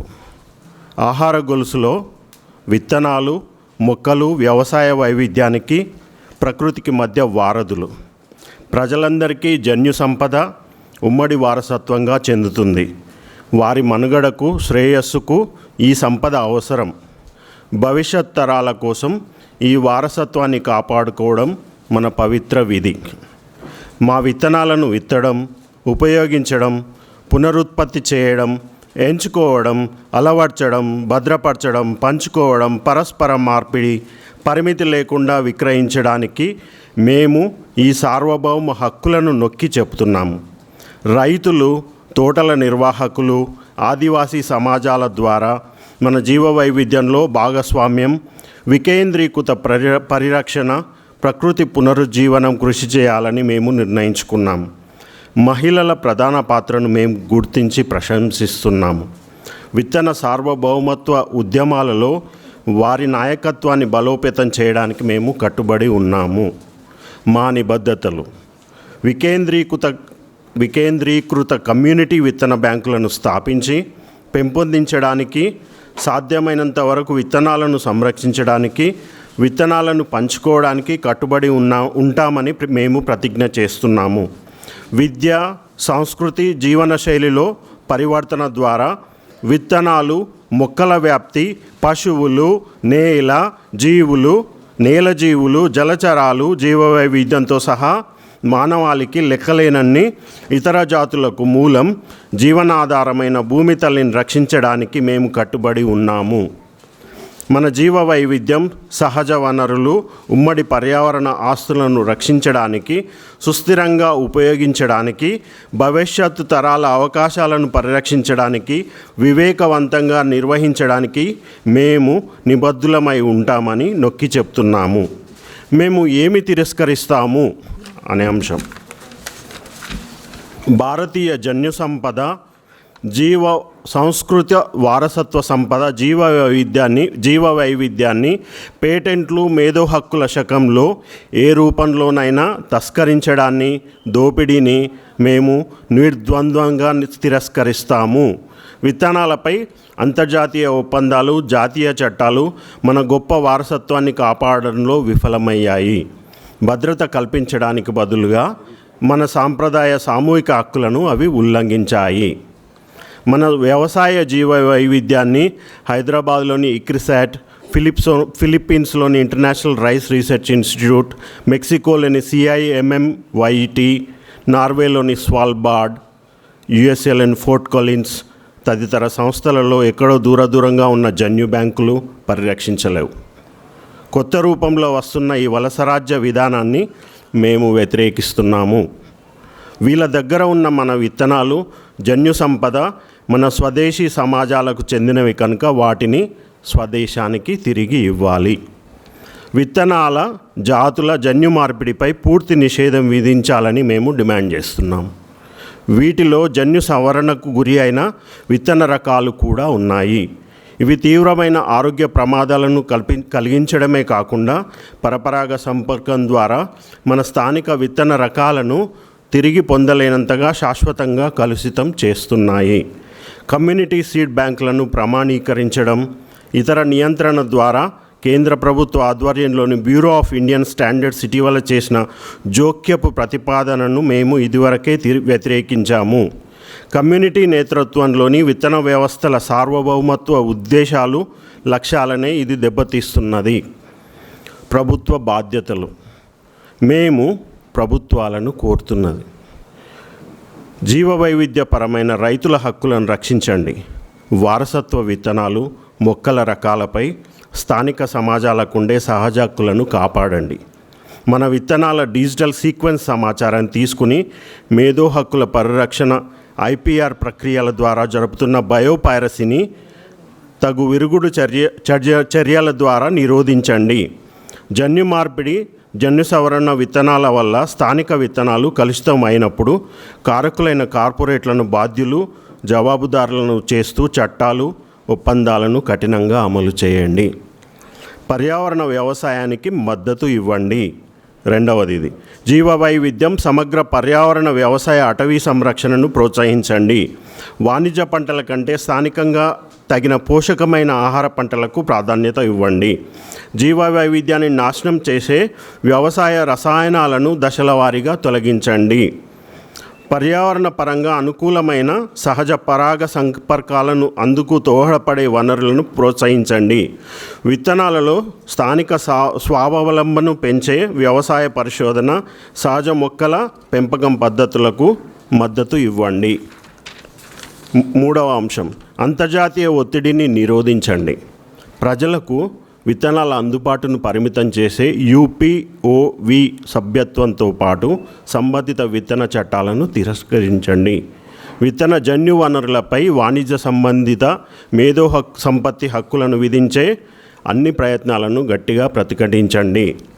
సామాజిక కార్యక్రమాలకు మద్దతు ఇవ్వండి. 4వ అంశం, స్థానిక సంఘాలు, సంస్థలు, రైతులు, ముఖ్యంగా మహిళల నేతృత్వంలో ఏర్పాటు చేస్తున్న కమ్యూనిటీ సీడ్ బ్యాంకులను ప్రోత్సహించండి. స్థానికంగా అనుకూలమైన రైతుల విత్తనాలు, జాతులు, వ్యవసాయ ఉత్పత్తుల వికేంద్రీకృత సరఫరాను మెరుగుపరచండి. కమ్యూనిటీ విత్తన బ్యాంకుల మీద అధికారిక నియంత్రణ లేదా ప్రామాణీకరణ ఒత్తిడి లేకుండా ప్రభుత్వం వ్యవహరించాలి. విత్తన సంరక్షణ చట్టాలను రూపొందించండి. 2018లో United Nations rights of patents declaration UNDROPలో ప్రస్తావించిన విత్తనాలు ఇంకా ఇతర హక్కులకు అనుగుణంగా దేశీయంగా రైతులు, గ్రామీణ వర్గాల హక్కులను కాపాడడానికి తగిన జాతీయ చట్టాలను రూపొందించి అమలు చేయాలి. విత్తనాలు కేవలం మనుష్యుల సృష్టి కాదు, వ్యాపార వస్తువులు అంతకన్నా కావు. అవి మన ఉమ్మడి జీవ సాంస్కృతిక వారసత్వం, గత తరాలతో మన సంబంధం, భవిష్యత్తు తరాలకు మన బహుమతి. వైవిధ్యమైన స్థానికంగా ఉపయుక్త విత్తనాలను నిరంతరం ఉపయోగించడం ద్వారా మన పంట భూముల సారాన్ని, పర్యావరణ వ్యవస్థల ఆరోగ్యాన్ని పరిరక్షిస్తూ భద్రపరచాలి. భారతదేశం, ముఖ్యంగా తెలంగాణ అపారమైన జీవ వృక్ష వైవిధ్య సంపదను కలిగి ఉన్నది. ఈ సంపదను రక్షించడం, పెంపొందించడం, వృద్ధి చేయడం, సకల జీవుల ప్రయోజనం కోసం దాన్ని సుస్థిరపరచాలనేదే మా దృఢ సంకల్పం. ఆధునికతను గుడ్డిగా అనుసరించే ఈ కాలపు వ్యవసాయం వల్ల పర్యావరణ వ్యవస్థల నాశనం, జీవ వైవిధ్య వినాశనం, ఆరోగ్యం, స్వావలంబన, జీవనోపాధి మీద దుష్ప్రభావాలు ఎక్కువ అవుతున్నట్లు మనం చూస్తున్నాము. స్థానిక జనాభాచే రక్షించబడిన విత్తన జీవావరణ పద్ధతులతోనే జీవ వైవిధ్యం వృద్ధి చెందుతుంది. కాబట్టి వాటి పునరుజ్జీవన కార్యక్రమాల నిర్వహణకు మేము నిబద్ధులమని ప్రకటిస్తున్నాము. 8వ తేదీ ఫిబ్రవరి 2026 నాడు ఇదంతా ఏకగ్రీవంగా ఆమోదించబడ్డదని తెలంగాణ ద్వితీయ వార్షిక విత్తన పండుగగా తెలియజేస్తాం. Thank you doctor Umamaheshwar. ఇందాక పెద్దలు అచలేందర్ రెడ్డి గారు మాట్లాడుతూ మంకీ మెనాస్ గురించి చెప్పారు. సభికుల్లో చాలామంది ఇక్కడ చాలా ముఖ్యమైన విషయాలు మాట్లాడగలిగిన సాధికారత, నైపుణ్యం ఉన్న పెద్దలు ఉన్నారు. కానీ వేరు కారణాల వల్ల, సమయాభావం వల్ల వాళ్ళందరితో మాట్లాడించలేకపోతున్నాం. కానీ నిర్దిష్టంగా ఈ అంశానికి చట్టసభ అయిన శాసన మండలికి అధ్యక్షత వహిస్తున్న పెద్దలు గుత్తా సుఖేందర్ రెడ్డి గారు ఉన్నారు కనుక వాళ్ళ సమక్షంలోనే నాకు అందుబాటులో నా ఎరుకలో ఉన్న ఒక పరిష్కారాన్ని నేను పంచుకుంటాను అని శ్యామ్ సుందర్ రెడ్డి గారు అన్నారు. శ్యామ్ సుందర్ రెడ్డి గారిని వేదిక మీదకి వచ్చి 2 నిమిషాలు దయచేసి సమయాన్ని దృష్టిలో పెట్టుకొని మాట్లాడాల్సింది. సభకు నమస్కారం. ఇది నేను కావాలని గుంజుకున్నాను. మీకు ధన్యవాదాలు సార్. కోతులతో అంటే నాకు పొద్దున్న లేస్తేనే కోతులు, పడుకునే ముందు కోతులు, కళ్ళలో కూడా కోతులే. కోతులలో అంటే నేను చేసే వ్యవసాయం, నేను మెదక్ నర్సాపూర్లో ఉంటాను సార్. మెదక్ నర్సాపూర్లో కోతులు అడవి పక్కనే ఉంటాయి కాబట్టి చాలా సమస్య మాకు నర్సాపూర్ కోతులతో కాదు సార్. ఆ పక్క ఊళ్ళన్నీ కోతులు పట్టి తీసుకొచ్చి మా నర్సాపూర్లో వదిలిపెడతారు జనాలు. అందువల్ల నేను ఎందుకు ఈ మాట చెప్తున్నా అంటే, మా కోతులన్నీ ఒక్క తీరు ఉండవు. మా నర్సాపూర్ ఉన్న కోతులకి తోకలు ఉండవు, కానీ బయట నుంచి వచ్చే కోతులకు తోకలు ఉంటాయి బాగా. అట్లా చాలా అంటే తీరుకొక కోతి అన్నట్టు నర్సాపూర్లో ఉన్న వేల రకాల కోతులు ఉన్నాయి. ఆ కోతుల మధ్యలో నేను ఒక 3 ఎకరాలు వ్యవసాయం చేస్తున్నానండి. ఎంత కష్టమో చూడండి. కోతులు, ఒక కోతి 2 కోతులు ఉంటేనే చాలు మన జీవితం ఆగం కావడానికి. 100 కోతుల మధ్యలో నేను రోజు వ్యవసాయం చేస్తున్నా. యూట్యూబ్లో ఇప్పుడు రోగం వచ్చినవాడు అందరికీ లోకవే, ఎవరేం చెప్పినా వింటాడు అన్నట్టు. యూట్యూబ్లో ఏ వీడియో పెట్టినా, నేను పులి బొమ్మ వేసుకున్నా, ఆ బొమ్మ వేసుకున్నా, ఈ బొమ్మ వేసుకున్నా, అరుపులు వేసినా, కేకలు వేసినా, అవి ఏం వేసినా వింటలేవు. ఎంత సమస్య అంటే, ఈ సమస్యని ఫస్ట్ నేను ఎట్లా హ్యాండిల్ చేస్తాను అంటే సార్, కోతులు ఎంత స్మార్ట్ ఉంటాయంటే మనిషి అవి జడ్జి చేస్తాయి. వీడు వయసు మాలిన అంటే పెద్ద మనిషి, ముసలాడ అయిపోయినాడా, లేకపోతే పిల్లగాడ, ఆడవాళ్ళ, కుంటోడా, అన్నింటినీ జడ్జ్ చేసి ఒక డిస్టెన్స్ తీసుకుంటాయి సార్. ఫస్ట్ ఆ డిస్టెన్స్లో ఆగుతాయి అన్నట్టు. వీడు అంటే తర్వాత చేతిలో వీటిలో రాయి ఉందా, కర్ర ఉందా, అసలు ఏం లేదా, చేతిలో గులేరు ఉందా, లేకపోతే ఒడిసెలు ఉందా, వీటన్నిటిని బట్టి అవి అసెస్ చేస్తాయి ఇటు మనిషి స్ట్రెంత్ ఎంత అనేది అన్నట్టు. వాటికి బాగా భయపడేది గులేరు ఉండాలి సార్. సో అయితే మార్కెట్లో మనకు గులేలు దొరుకుతాయి, అవి గట్టిగా లాగితే ఇరిగిపోతాయి. 30 రూపాయలు 50 రూపాయలు ఉంటాయి, కానీ అవి పట్టని గట్టిగా లాగినామంటే పట్టకని ఇరిగిపోతాయి అన్నట్టు. నేను గులేరు తయారు చేసుకున్నాను సార్ నా కోసం. నా గులేరు ఎక్సర్సైజ్ చేస్తాం కదా మనం, స్ట్రెచింగ్ బ్యాండ్స్ ఉంటాయి, చాలా పవర్ఫుల్ ఉంటాయి, మనకు కావాల్సిన వెయిట్లో దొరుకుతాయి. 7 kgs నుంచి 70 kg వెయిట్ స్ట్రెంత్ ఉండేవి ఉంటాయి. అప్రాక్సిమేట్గా నేను ఒక 15 kg స్ట్రెంత్ ఉన్న గులేర్లు వాడతాను సార్. అండ్ నా రేంజ్ ఏంటంటే కోతిని ఫస్ట్ దగ్గర ఇట్లా పైకి ఎక్కేస్తాయి. అవి ఇల్లుంటే ఇళ్ళ మీదకి ఎక్కుతాయి, చెట్ల మీదకి ఎక్కుతాయి ఉంటాయి. మనం వాటిని కొట్టగలిగి ఉండాలి అన్నట్టు. సో నేను ఫస్ట్ ఇంటి మీద కొట్టిన, చెట్టు మీద కొట్టిన, దూరం కొట్టిన. ఇప్పుడు నా రేంజ్ దాదాపు 150 అడుగులు. నేనుంటే 150 అడుగులు దూరంలో ఉంటుంది కోతి. ఆ లోపల ఉంటే కొడతా. 50 అడుగుల లోపల ఉన్నదంటే అది ఫ్యాటల్ సార్, సస్తుంది నా దెబ్బకి అన్నట్టు. అంత గట్టిగా పడతాయి దెబ్బలు అన్నట్టు. దాని తర్వాత మనిషి పోతున్నాం వస్తున్నామంటే ఇప్పుడు నాన్న ఉంటాడు, నాన్నని చూస్తే ఒక రకంగా బిహేవ్ చేస్తాయి, అమ్మని చూస్తే ఒక రకంగా బిహేవ్ చేస్తాయి, నన్ను చూస్తే ఒక రకంగా బిహేవ్ చేస్తాయి. అవి నేను అంత దూరంలో పంట నాశనం చేస్తున్నాయి అంటే పరిగెత్తేదాకా అవి నింపాదిగా తింటాయి, దగ్గరికి పోయినాక మళ్ళీ పరిగెడతాయి అన్నట్టు. అందుకోసం నేను కుక్కల్ని పెట్టుకున్నాను సార్. ఒక మనిషి ఉండాలి, మనిషి చేతిలో గులేరు ఉండాలి, కుక్కలు ఉండాలి. సో ఆ కుక్కల్లో నేను రకరకాల బ్రీడ్స్తో చేస్తాను సార్. ఒకటి ముదోల్ హౌండ్ ఉంది నా దగ్గర, ఒక ముదోల్ హౌండ్ ఉంది, ఇప్పుడు ల్యాబ్ ఉంది, అండ్ జర్మన్ షెపర్డ్ లేదు, డోబర్మైన్ ఉంది, రాట్ వీలర్ ఉంది. ఆ కుక్క ఎంత గంభీరంగా ఉంటే అరుపు సైజ్ అంత ఉంటే అంతగా భయపడుతున్నాయి సార్. ఇంకొకటి నేను సోలార్ ఫెన్స్ వాడతాను. ఈ సోలార్ ఫెన్స్ ఒక లో కాస్ట్ సోలార్ ఫెన్స్ ఉంది, అది మంచిగానే పనిచేస్తుంది సార్. ఇవన్నీ డిటరెంటే. ఇప్పుడు చాలామంది అకాస్టిక్ సౌండ్స్ పెట్టి సౌండ్స్ అరిపిస్తారు, బొమ్మలు పెడతారు, స్కేర్ క్రోస్ అవి ఉంటాయి, ఇవన్నీ ఉంటాయి. కానీ అవి అలవాటు అయిపోతున్నాయి అన్నట్టు. కొద్దిసేపు ఈ పద్ధతే పనిచేస్తుందంటే ఒక పద్ధతి పనిచేస్తలేదు. నాకు అనిపించిన వాటిలల్లో ఒకటేంటంటే మనం ఉండాలి, మన చేతిలో గులేరు ఉండాలి, మనతో పాటు కుక్క ఉండాలి. కుక్క ముందు పరిగెడుతుంది, మనం వెళ్ళే లోపల కుక్క పరిగెడుతుంది. ఈ కుక్కలు కూడా ఎలా బిహేవ్ చేస్తాయంటే, నంబర్స్ ఎక్కువ ఉన్నాయంటే, కోతులు నంబర్స్ ఎక్కువ ఉన్నాయంటే కుక్కలను చుట్టుముట్టేస్తాయండి. ఒకసారి దాన్ని ర్యాగింగ్ చేసినట్టు చేస్తాయంటే మళ్ళీ కుక్కలు కూడా వాటి జోలికి పోవు, మనం ఉంటేనే వాటి మీదకి పోతున్నాయి అన్నట్టు. సో ఆ విధంగా నేను పంటల్ని కష్టపడి కాపాడుకుంటూ వస్తున్నాను. ఈ ముచ్చట చెప్పడానికి నేను ఇక్కడికి రాలేదు. నేను చెప్పాల్సిన ముచ్చట, అసలు ముచ్చట ఏంటంటే సార్, కొన్ని పంటలు మంకీస్ రైడ్ చేయట్లేదు. దాదాపు నేను 150 పంటల దాకా ఎవాల్యుయేట్ చేసిన కోతుల మీద. నాకు కొన్ని పంటలు దొరికినాయి, కోతులకి నచ్చని పంటలు అన్నట్టు. అందులో నెంబర్ 1 మిర్చి జోలికి రావండి. మిర్చి పంట పండించి మనం బతకచ్చు, రైట్. నెంబర్ 1 మిర్చి.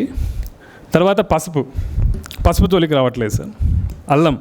అల్లం జోలికి రావట్లేదు. తర్వాత బెండకాయలు. తర్వాత చిక్కుళ్ళలో పందిరి చిక్కుని చాలా తక్కువ ఆశిస్తున్నాయి, పొద చిక్కుల వల్ల జోటికి పోవట్లేదు. గోకరకాయలు మాత్రం పీకి పడేస్తున్నాయి, ఇట్లా దూసి పడేస్తాయి, ఆకులతో సహా దూసి పడేస్తాయి. ఇంకా పనస చెట్ల జోలికి కూడా పోవట్లేదు సార్. గడ్డి దగ్గరకు వచ్చేటప్పటికి మనం గడ్డి వేస్తాం కదా, నేపేర్ గ్రాస్ అది వేస్తాము, అవి లేతగా ఉన్నప్పుడు పీకి పడేస్తున్నాయి, పీకి తినేస్తాయి. అంటే లైక్ మొక్కజొన్నలు కానీ ఇవి కానీ అవి లేతగా ఉంటాయి కదా. అయితే పారాగ్రాస్ ఉంటుంది కదా, పారాగడ్డిని తింటలేవు. సో గడ్డి సమస్యలో వచ్చేటప్పటికి నేను పారాగ్రాస్ పెంచుకున్నా, నేపేర్ తగ్గించుకున్నా. తర్వాత నూనె గింజలు వేయాలంటే పల్లీలు వేసినామంటే పల్లీలు అంటే అగ్గడు, వాటికి పల్లీలు మస్తు నాశనం చేస్తాయి, వాటితో పాటు ఉడతలు. ఇప్పుడు చాలామంది సమస్యలు ఉంటాయి కదా సార్ ప్రకృతి వ్యవసాయం చేస్తే. నాకేం పెద్ద తెగుళ్ళకి పురుగులకి నేను ఎప్పుడు భయపడాను, అవి చాలా తక్కువ వస్తాయి. నా ప్రాబ్లమ్స్ అన్నీ కూడా కోతులు, ఉడతలు, ఎలుకలు, ఇవే నన్ను ఆగం పట్టిస్తున్నాయి అన్నట్టు. సో అట్లా నూనె గింజలకు వచ్చేటప్పటికి నూనె గింజలు ఏం పండించాలంటే ప్రొద్దుతిరుగుడు సర్వనాశనం, అసలు ఆగవు వాటికి, పల్లీలు అయితలేవు. ఇంకా ఉన్న ఆప్షన్స్ ఏంటంటే నాకు కుసుమల జోలికి వెళ్తలేవు సార్. కుసుమలు సేఫ్. తర్వాత నువ్వులు కూడా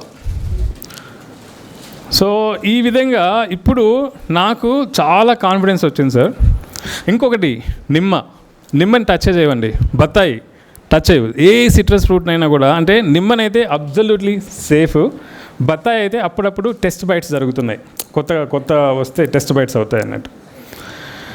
సో ఇప్పుడు ఏంటంటే నా దగ్గర ఉన్న లిస్ట్ ఆఫ్ క్రాప్స్ ఒక dozen, more than dozen crops, దాంట్లో కమర్షియల్ క్రాప్స్ ఉన్నాయి. దాన్ని చాలా సేఫ్గా కోతుల మధ్యలోనే హాయిగా కోతులు ఉన్నా కూడా మనం పంట పండించుకోవచ్చు సార్. అందుకని నేను ఈ సందర్భంగా నాకు చెప్తున్నది ఏంటంటే, తెలంగాణలో కాదు ఎక్కడైనా కూడా మంకీ మేనేజ్ ఉన్నప్పుడు ఆ జియోగ్రఫీని బట్టి అక్కడ ఏం పంటలు పండుతాయో వీటిలో ఛాయిస్ పెట్టుకొని, ఒకటి అలాంటి అవకాశం లేనప్పుడు ఏ పద్ధతుల ద్వారా వాటిని అయితే నిరోధించవచ్చు, మనం నివారించలేకపోయినా కూడా నిరోధించే అవకాశాలు అయితే నేను ఎవాల్యుయేట్ చేస్తాను సార్. దాదాపు మంకీస్ మీద, అంటే వాటి బిహేవియర్ దగ్గర నుంచి వాటిని ఎట్లా హ్యాండిల్ చేయాలి, వాటి టైప్స్, వాటి యాటిట్యూడు, ఇవన్నీతో సహా ఏ పంటలు అండ్ 150 పంటల్ని ఏ విధంగా నాశనం చేస్తున్నాయో కూడా నేను రికార్డ్ చేస్తున్నాను సార్, వ్యాలిడేట్ చేస్తాను అన్నట్టు. కాబట్టి మీరు ఏ ఇనిషియేటివ్ మీరు తీసుకున్నా కూడా నా వంతు సాయంగా నా దగ్గర ఏదైతే అనుభవం ఉందో ఆ జ్ఞానాన్ని అంతా కూడా నేను పంచుకోవడానికి సిద్ధంగా ఉన్నానండి. నమస్తే, థ్యాంక్ యూ. గత సంవత్సరం నుంచి ఇప్పటి వరకు, అంటే ఈ సంవత్సరంన్నర కాలంలో వేరువేరు పత్రికల్లో, వేరువేరు మీడియా ప్లాట్ఫామ్స్ మీద పబ్లిష్ అయిన రైతు విత్తనం సంబంధించిన ఆర్టికల్స్ తోటి రూపొందించిన ఒక సంకలనాన్ని పెద్దలు గుత్తా సుఖేందర్ రెడ్డి గారిని ఆవిష్కరించాల్సిందిగా కోరుతున్నాను. సిజిఆర్ అనేక పబ్లికేషన్స్ని తీసుకొస్తుంది, దాంట్లో భాగంగా ఇదొక పబ్లికేషన్.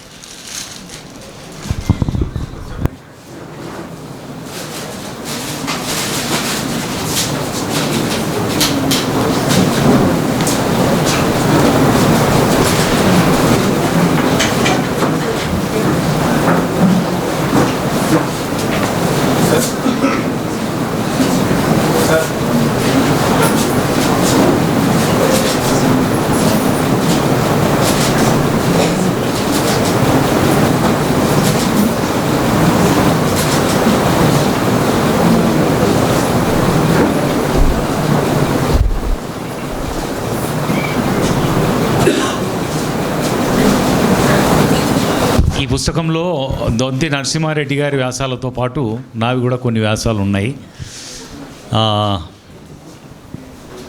ఇంకొక విమల గారి ఆర్టికల్ కూడా ఉంది.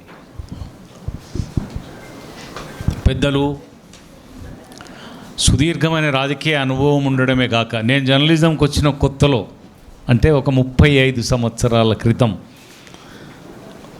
శ్వేత విప్లవం లాంటి మదర్ డైరీకి తన నేతృత్వం వహిస్తున్నారు. తర్వాత 3 సార్లు పార్లమెంట్కు ప్రాతినిధ్యం వహించారు.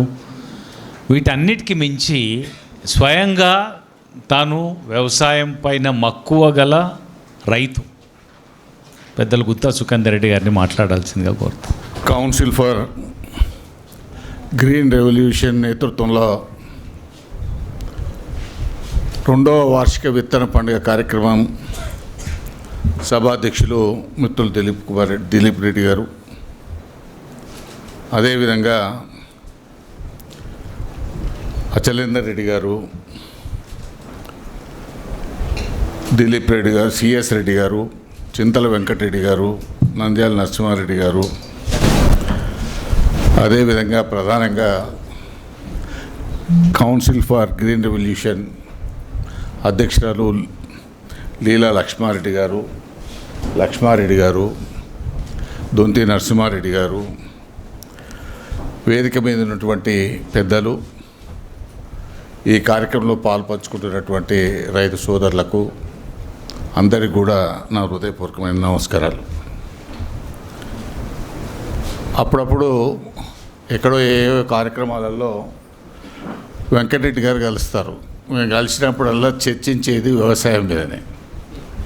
నాకు 15-20 రోజుల క్రితమే వారు కలిసినప్పుడు చెప్పినారు, కలుపుకు మందును మనం నూకలతోనో బియ్యంతోనో నివారించవచ్చు అనేటువంటి విషయం వారు చెప్పినారు. వారు పద్మశ్రీ అవార్డు రావడానికి కూడా కారణం ఏంటంటే, ద్రాక్షలో కానీ వివిధ పంటల్లో వారు చేసినటువంటి పరిశోధనలు ప్రాక్టికల్గా వారు ఆచరించి దాన్ని పేటెంట్ రైట్స్ కూడా తీసుకున్నటువంటి ఘనత మన వెంకరెడ్డి గారిది. అదేవిధంగా నేను కూడా రెగ్యులర్గా వ్యవసాయం చేస్తాను. వారానికి 3 రోజులు ఖచ్చితంగా వ్యవసాయం దగ్గరికి వెళ్తాను. అయితే ప్రధానంగా మనం ఎదుర్కొంటున్నటువంటి సమస్యలు ఏంటంటే, నీళ్లు రాగానే వరి తప్ప వేరే ఏది వేయట్లేదు. మనం ఒక వరి వైపే పోతున్నాం. దానికి ప్రధాన కారణం ఏంటంటే, వరి వేయడంలో కష్టం తక్కువ. ఎందుకంటే ట్రాక్టర్తో దున్నుతున్నాం, ఒక నాటేసేటప్పుడే మనుషులతో, అది కూడా ప్లాంటేషన్ మిషన్స్ వచ్చినాయి. అయినప్పటికీ ఒక నాటు పెట్టేటప్పుడు మాత్రమే లేబర్, ఆ తర్వాత కలుపు వచ్చిందంటే కలుపు మందు కొట్టడం, అడ్డగోలుగా యూరియా వాడడం. ఇవాళ యూరియా నిజంగా చెప్పాలంటే సైంటిస్టులంతా ఒక బస్తాన్నర వేస్తే సరిపోద్దని చెప్తారు. కనులు మన రైతులు 3 బస్తాల వరకు వేస్తూ ఉన్నారు, అవసరం లేకుండా పోతూ ఉన్నది. అదేవిధంగా భూసారం మొత్తం కూడా భూమి నిర్వీర్యం అవుతూ ఉంది. దానికి కారణం ఇక్కడ వైస్ ఛాన్సలర్ జ్ఞానప్రకాష్ గారు ఉన్నారు, వెటర్నరీ యూనివర్సిటీ. గ్రామాల్లో పశు సంపద రోజు రోజుకు తగ్గిపోతూ ఉన్నది కూడా. గతంలో ప్రతి ఇంట్లో 2 బర్రెలు ఉండేవి. ఇవాళ ఏ ఇంట్లో బర్రెలు లేనటువంటి పరిస్థితి వచ్చింది. ఎండాకాలం వస్తే ఎడ్ల బండ్లతోని మన పెద్దలందరూ కూడా వరి పొలాల్లో కానీ చెలకల్లో కానీ ఎరువు కొట్టేది. ఇవాళ పరిస్థితి లేదు. ఎందుకంటే పశు సంపద లేనప్పుడు ఎరువు వచ్చేదే లేదు, మనం వేసేది లేదు. దానివల్ల మనం ఏవైతే కెమికల్స్ వాడుతూ ఉన్నామో, ఏది వేసేది డిఏపి లేకపోతే యూరియా లేకపోతే 19, 28 ఇవన్నీ వేస్తూ ఉన్నాం. కానీ తాత్కాలిక ప్రయోజనం కొరకు శాశ్వతంగా మన భూమిని నిర్వీర్యం చేస్తున్నామనేటువంటి ఆలోచన చాలామందికి లేదు. అందులో భూములు ఉన్నటువంటి దాంట్లో 50-60% భూములు ఉన్న వాళ్ళు వ్యవసాయం చేయట్లేదు, కౌలుకి ఇస్తున్నాం. కౌలుకి ఇచ్చిన వాళ్ళకి ఏముంటుంది, ఈ భూమి ఉంటేది పోతేది, ఈసారి నాకు పంట పంటే చాలనేదే వారి ఆలోచన ఉంటుంది. కాబట్టి మందులు ఎక్కువ వేస్తారు, హీల్డ్ ఎక్కువ వచ్చేదానికి ప్రయత్నం చేస్తారు. కాబట్టి నేను ముఖ్యంగా పశు సంపదను కనుక పెంచుకోలేకపోతే మన భూములు వ్యవసాయానికి ఇంకో 5 ఏళ్ళు 10 ఏళ్ళు 20 ఏళ్ళ తర్వాత వ్యవసాయ యోగ్యం కానటువంటి భూములుగా మారేటువంటి పరిస్థితి ఉన్నది.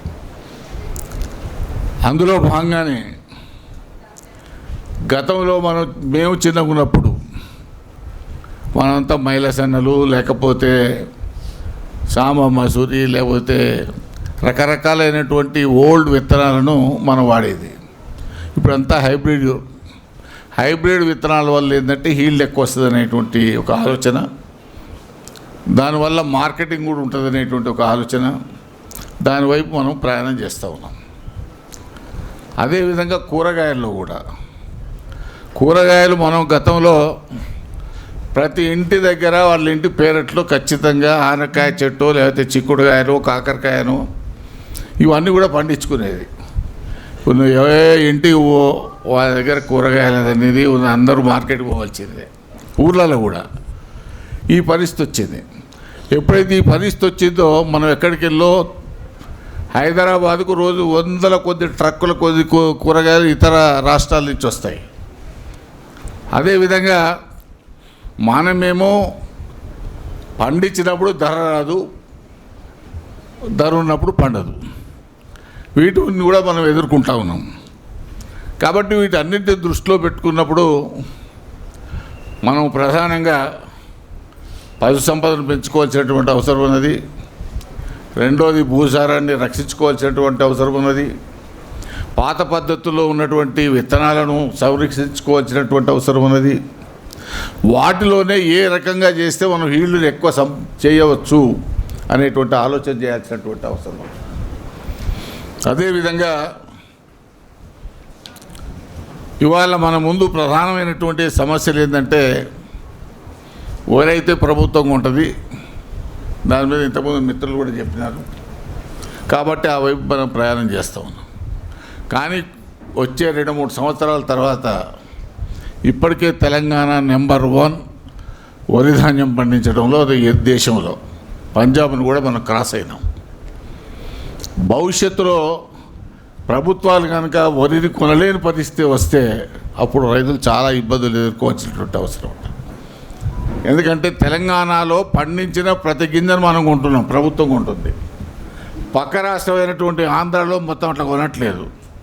ఛత్తీస్గఢ్లో వాడు 15 క్వింటాలు మాత్రమే ఎకరా కొంటాడు, ఎక్కువ పడిందని వదిలిపెట్టేస్తాడు. అవన్నీ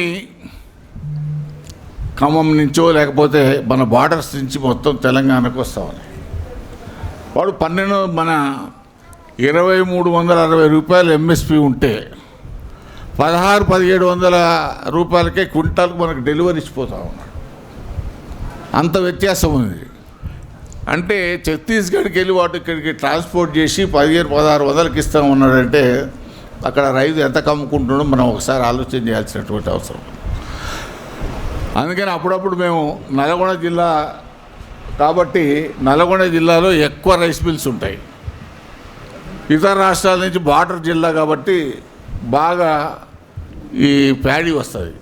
సీజన్లో మన ధాన్యం కొనక ఆ ధాన్యం కొనేటువంటి పరిస్థితి ఉంటుందని చెక్ పోస్టులు పెట్టి అక్కడి నుంచి రాకుండా ఆపుతా ఉన్నాం. కానీ ఇది ఇంకా భవిష్యత్తులో మనకు చాలా కష్టమైనటువంటి పని. ఇప్పటికే తెలంగాణ రాష్ట్ర సివిల్ సప్లై కార్పొరేషన్ 60,000 కోట్ల అప్పుల్లో ఉంది.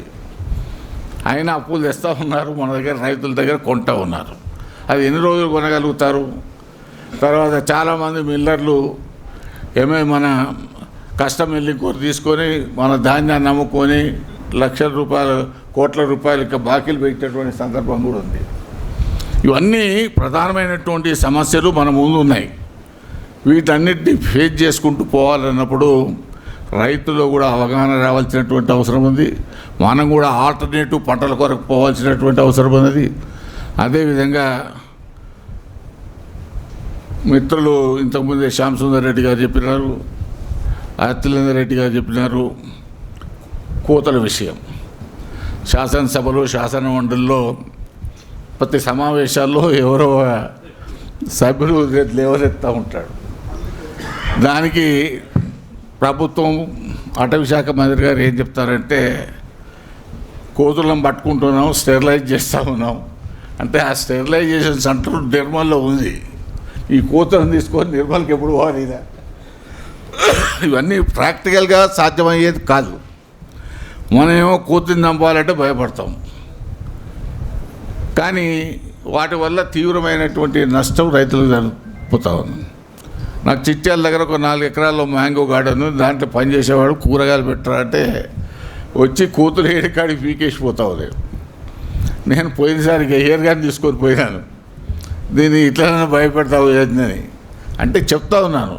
ఈ సమస్య రాష్ట్ర వ్యాప్తంగా ఉంది, ఈ కోతుల సమస్య.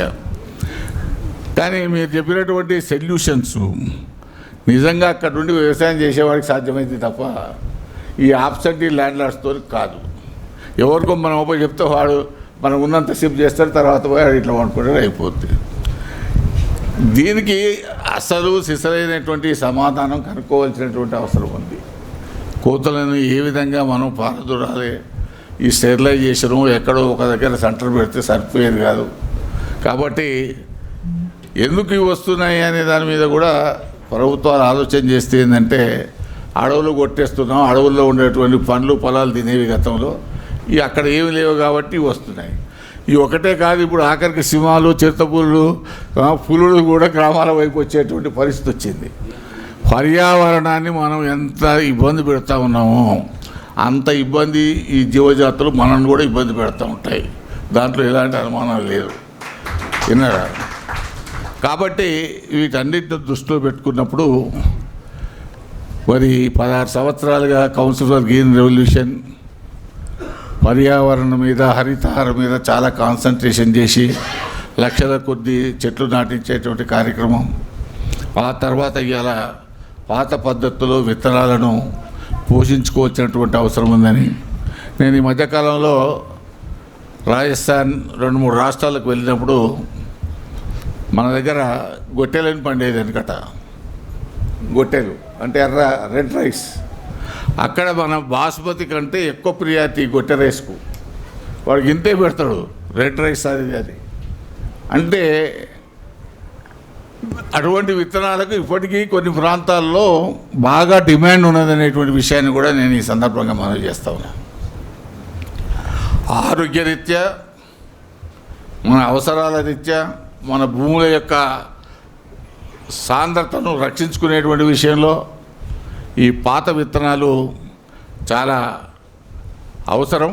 దాన్ని మనం ప్రమోట్ చేయాల్సినటువంటి బాధ్యత ఇటు ప్రభుత్వాల మీద, మన మీద. కాకపోతే దీంట్లో ఒక ప్రధానమైన సమస్య ఏంటంటే గిట్టుబాటు ధర రాదు అనేటువంటి ఒక అపోహ ఉంది, అనే వాస్తవాలు కూడా. కాబట్టి వీటన్నింటినీ కూడా దృష్టిలో పెట్టుకొని ఇంతకుముందే డిక్లరేషన్ చెప్పినారు, ప్రభుత్వాలు ఏం చేయాలా, మనం ఏం చేయాలనేటువంటిది తప్పనిసరిగా దాని గురించి మనం అంతా ఆలోచన చేయాల్సినటువంటి అవసరం ఉంది.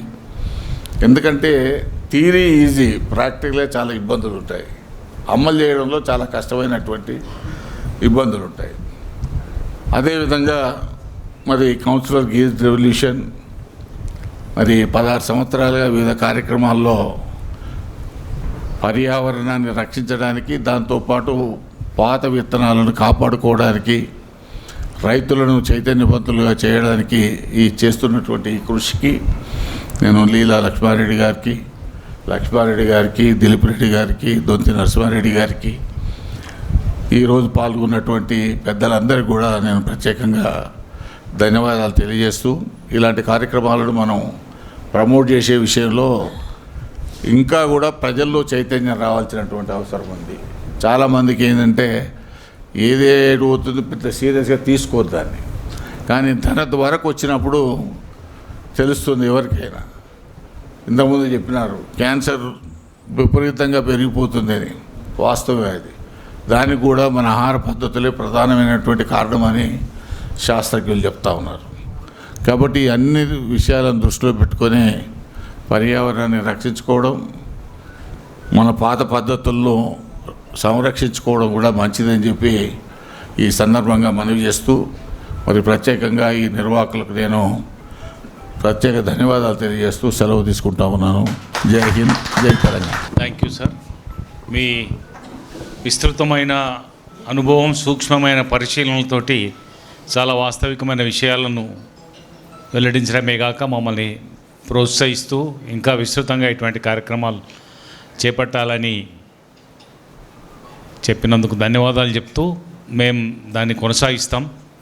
మేము ఇది కొనసాగించడంలో మాకు నేతృత్వం వహిస్తున్న లీలా లక్ష్మారెడ్డి గారి ప్రేరణకి, చొరవకి వెనక ఏనుగుల బలంగా ఉన్న లక్ష్మారెడ్డి గారు ఏం ఆలోచనతో ఉన్నారు, ఈ పండుగ కొనసాగింపును ఎట్లా తీసుకుపోవాలనుకుంటున్నారు. 2 నిమిషాలు లక్ష్మారెడ్డి గారు మాట్లాడిన తర్వాత అతిథులను సత్కరించుకోవడంతో ఈ కార్యక్రమం ముగుస్తుంది. పెద్ద లక్ష్మారెడ్డి గారిని ఈ 2 పండుగల నేపథ్యంలో మాట్లాడాల్సిందిగా చాలా సుదీర్ఘంగా. అందరికీ నమస్కారాలు. తెలంగాణ ద్వితీయ వార్షిక విత్తన పండుగకు వచ్చిన పెద్దలు, పేరు పేరున చైర్మన్ గారు, అచలేందర్ రెడ్డి గారు, సిఎస్ రెడ్డి గారు, నారాయణ రెడ్డి గారు, అధ్యక్షులు లీలా వీసీ గారు, వెంకటరెడ్డి గారు, దీనికి ప్రధాన కారకులు దొంతి నరసింహారెడ్డి గారు, బంధువులు, ఆత్మీయులు, రైతులు, ఎంతోమంది, చాలామంది ఇందులో మొన్న ఉదయం నుంచి ఇప్పటి వరకు నిరంతరంగా ఈ హాల్లో 3 రోజుల నుంచి సభలు జరుగుతూనే ఉన్నాయి, చర్చలు. చాలామంది అనుభవజ్ఞులు ఎన్నో విషయాలు చెప్పారు. ఎన్ని చెప్పినా మా వంతు ఒక విత్తనాన్ని, పాత విత్తనాన్ని కాపాడుకునే దిశలో ఒక అడుగు వేద్దామనే ఉద్దేశంతో లాస్ట్ ఇయర్ మొదలుపెట్టాము. ఇది 2వ సంవత్సరము. ఒక ఎన్జిఓ సామాజిక బాధ్యతగా గుర్తించి మాకున్న పరిధిలో ఈ పని చేస్తున్నాము. చైర్మన్ గారు చైర్మన్ సీట్లో ఉన్నారు, అధ్యక్ష స్థానంలో. వారి విశిష్ట అనుభవాన్ని, ఎంతో రైతుగా ఉన్నాడు, దీనికి మేము తీసుకున్న దాన్ని ఎక్కడికన్నా ముందుకు తీసుకెళ్తారని చెప్పి ఆశిస్తూ ఈ కార్యక్రమాన్ని వారు రావటం వల్ల మనకందరికీ ఉపయోగం, సమాజానికి అందరికీ ఉపయోగపడతాని మనం ఏదైతే ఆశిస్తున్నామో దాన్ని వారు ఏమన్నా మనకు సహకరిస్తూ ముందుకు తీసుకెళ్తారని కోరుకుంటూ అందరికీ నేను నమస్కారాలు చెప్తూ ముగిస్తున్నాను. మరిన్ని అప్డేట్స్ కోసం బ్యాక్ టు రూట్స్ యూట్యూబ్ ఛానల్ని సబ్స్క్రైబ్ చేసుకోండి.